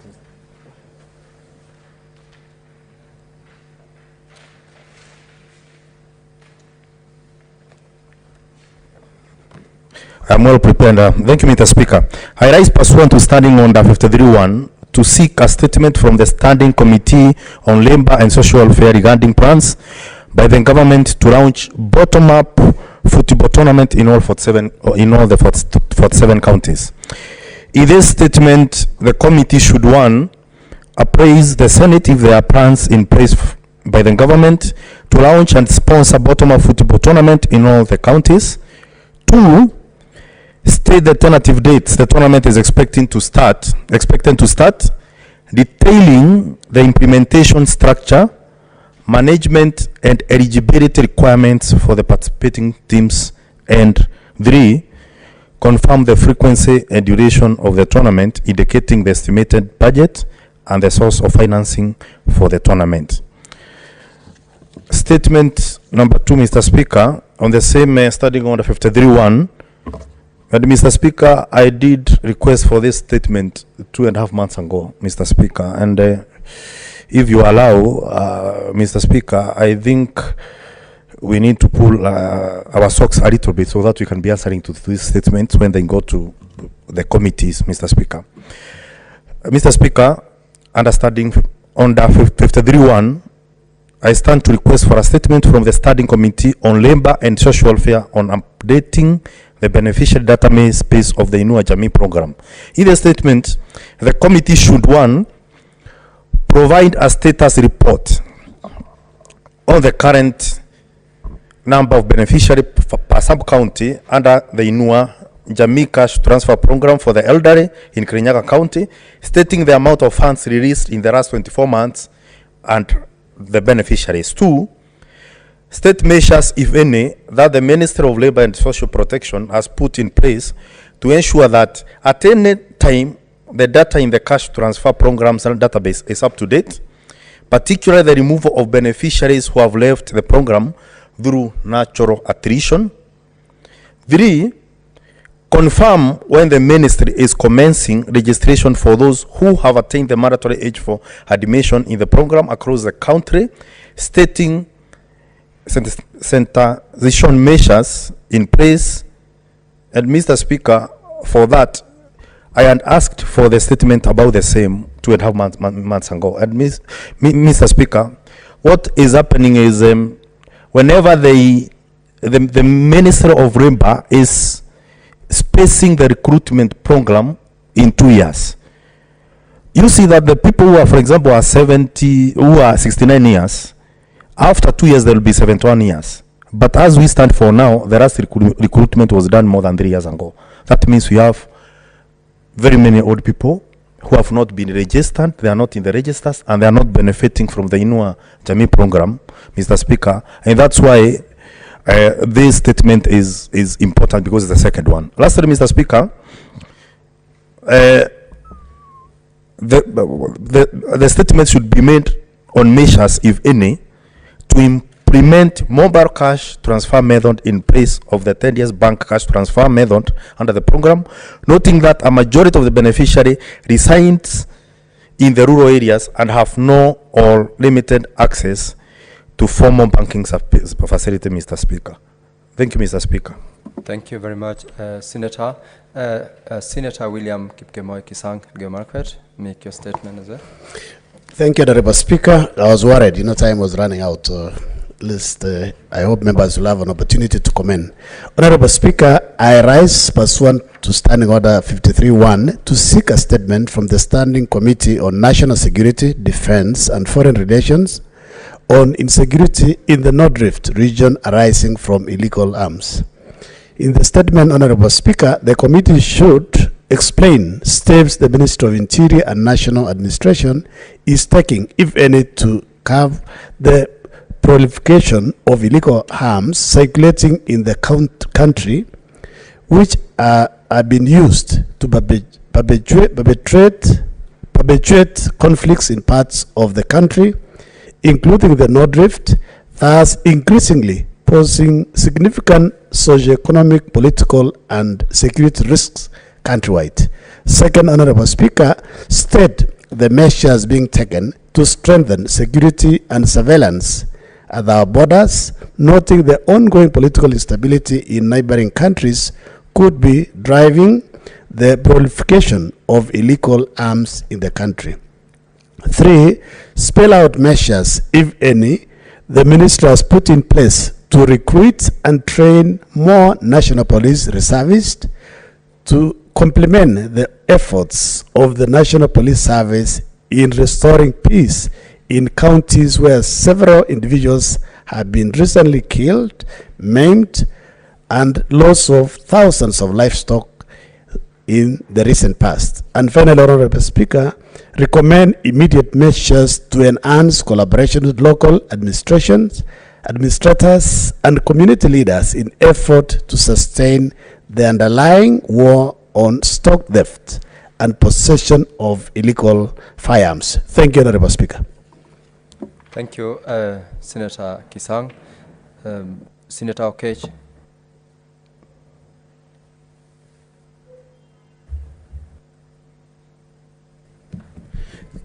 Thank you, Mr. Speaker.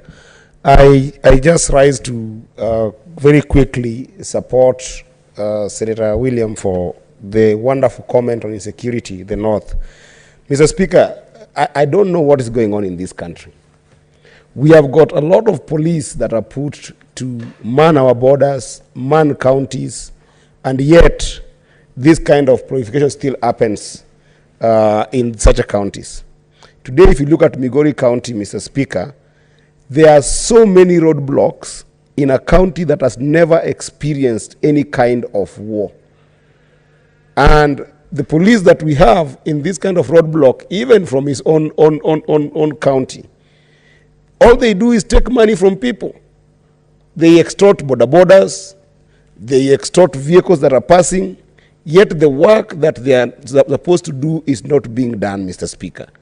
And it is high time that I think that this kind of statements should not only be committed to the relevant committee, but this House should put police to task to be able to make sure that any time, do I get my time next time? Honorable Senators,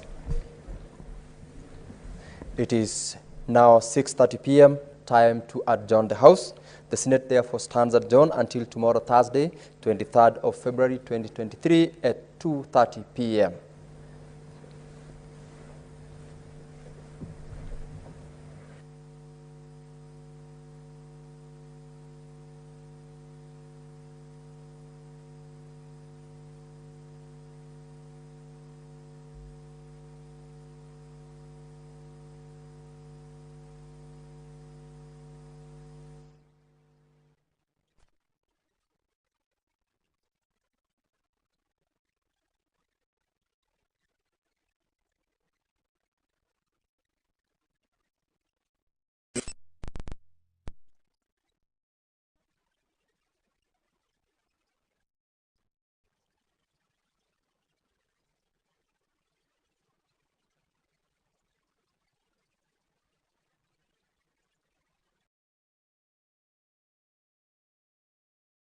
Just a reminder that Azimio coalition leader Raila Odinga, who is actually holding a rally against President William Ruto's administration in Nairobi Central Business District at Jivanji Gardens.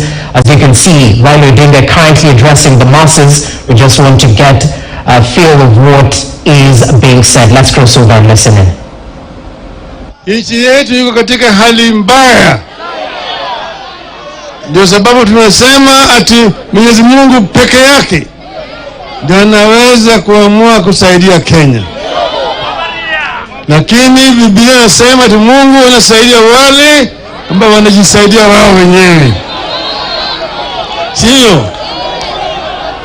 Nataka kwa niaba ya wenzangu hapa kutoa shukrani kwa viongozi wetu wa dini, wa Kristo na Waislamu ambao wamefika hapa siku ya leo. Wametaka kufika hapa na kukaa na sisi na kutuombea sisi. Tulikuwa na Muhindu, lakini bahati mbaya yeye alichelewa, hakufika. Lakini wako pamoja na sisi. Hata Wakalasinga wako na sisi. Hata wale viongozi wa dini ya kienyeji wako na sisi.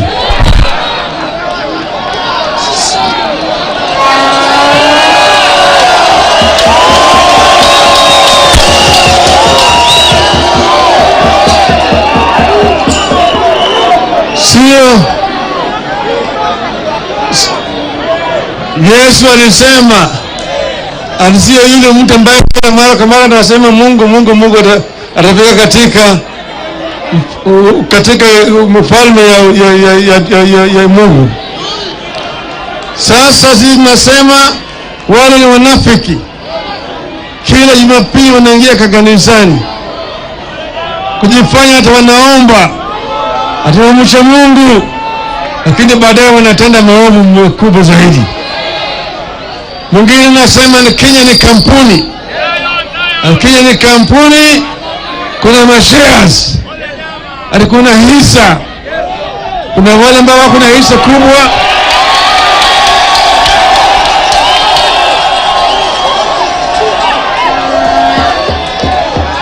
Huyo ni Senator Ndama Lekina. Hello? Hello? Ati kuna wale ambao wako na hisa mingi zaidi. Wengine wako na kidogo. Wengine hawana hata. Kama wewe huna share Kenya hii, wewe ni nani? Yaani yeye hatambui wewe kama Mkenya, maana wewe huna share katika serikali yao. Serikali yao ni wao wenyewe yao wewe. Serikali ya Wakenya iko na inakuja.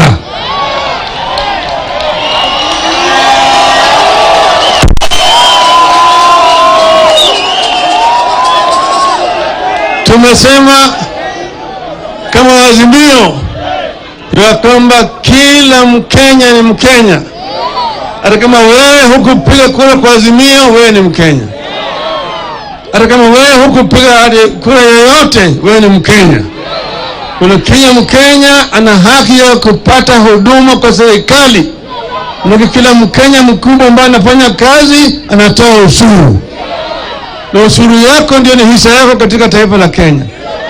Lakini hata wale watoto ambao bado wananyonyeshwa kwa matiti ya mama yao, wale ambao wako kwa shule, kwa nursery, kwa primary, kwa secondary, kwa chuo kikuu, ni wa Kenya.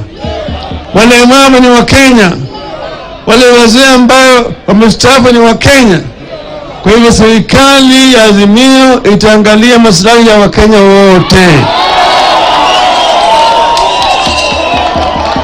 bila kutegemea kabila.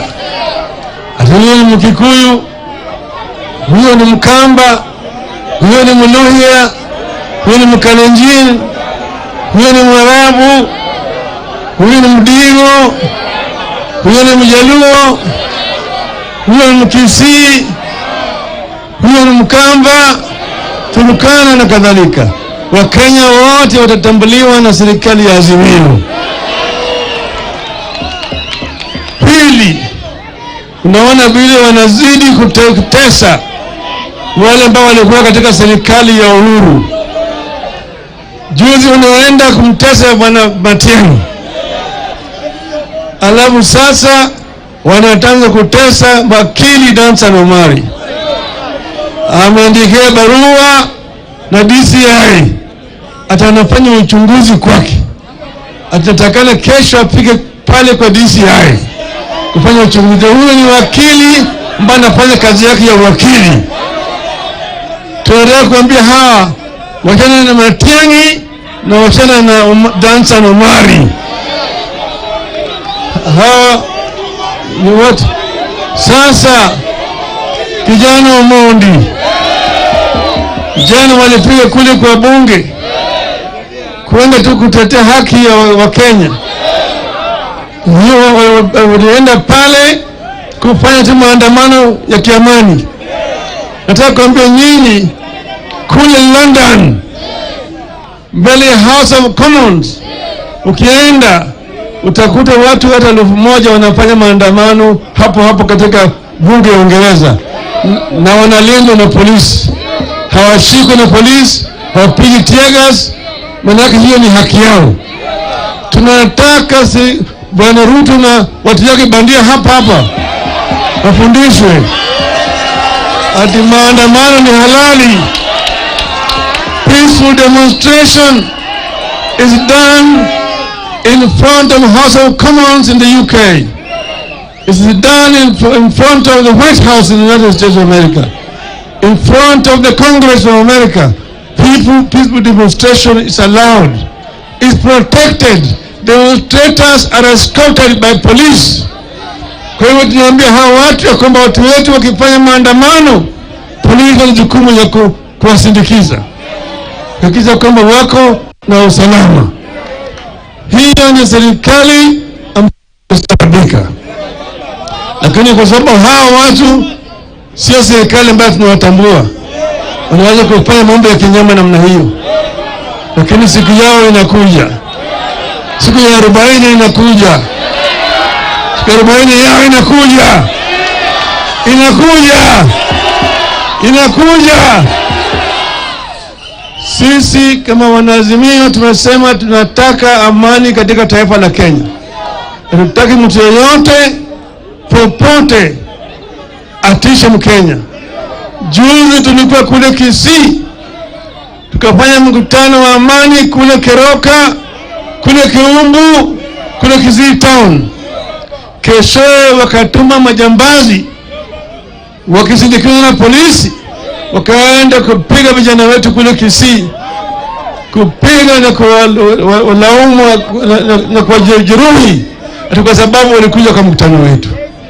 Tunaambia hata mkitumia nguvu kiasi gani hamtaweza. Wakenya wanakuja for you. Kenyans are coming for you. Mpende msipende. Kwa hivyo sasa siku ya leo niko na taarifa nataka kusoma hapa. Nataka nisome.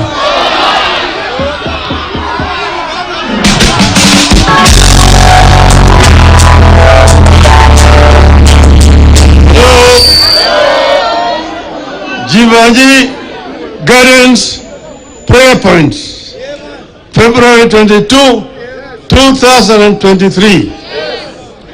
We came here as seekers of truth and defenders of justice. We are seekers and defenders of electoral justice, social and economic justice. We pray that these may be firmly planted in the soils of our country. I want to thank the men and women of God who have spoken here strongly and reminded the country of the warning of Prophet Amos. And I quote, "You trample the poor, stealing their grain through taxes and unfair treatment. Therefore, though you build beautiful stone houses, you will never live in them. Though you plant lush vineyards, you will never drink wine from them." Amos 5:11. 3. In line with our quest for electoral justice and social justice, you have 3 significant pronouncements to make. First, the cost of living. We have been talking about the rising cost of basic commodities like unga, electricity, diesel, petrol, paraffin, sugar, milk, among others, for far too long. We have complained about rising taxes and have lately talked about children dropping out of school for lack of fees. Withdrawal of subsidies to be just a reminder that Azimio coalition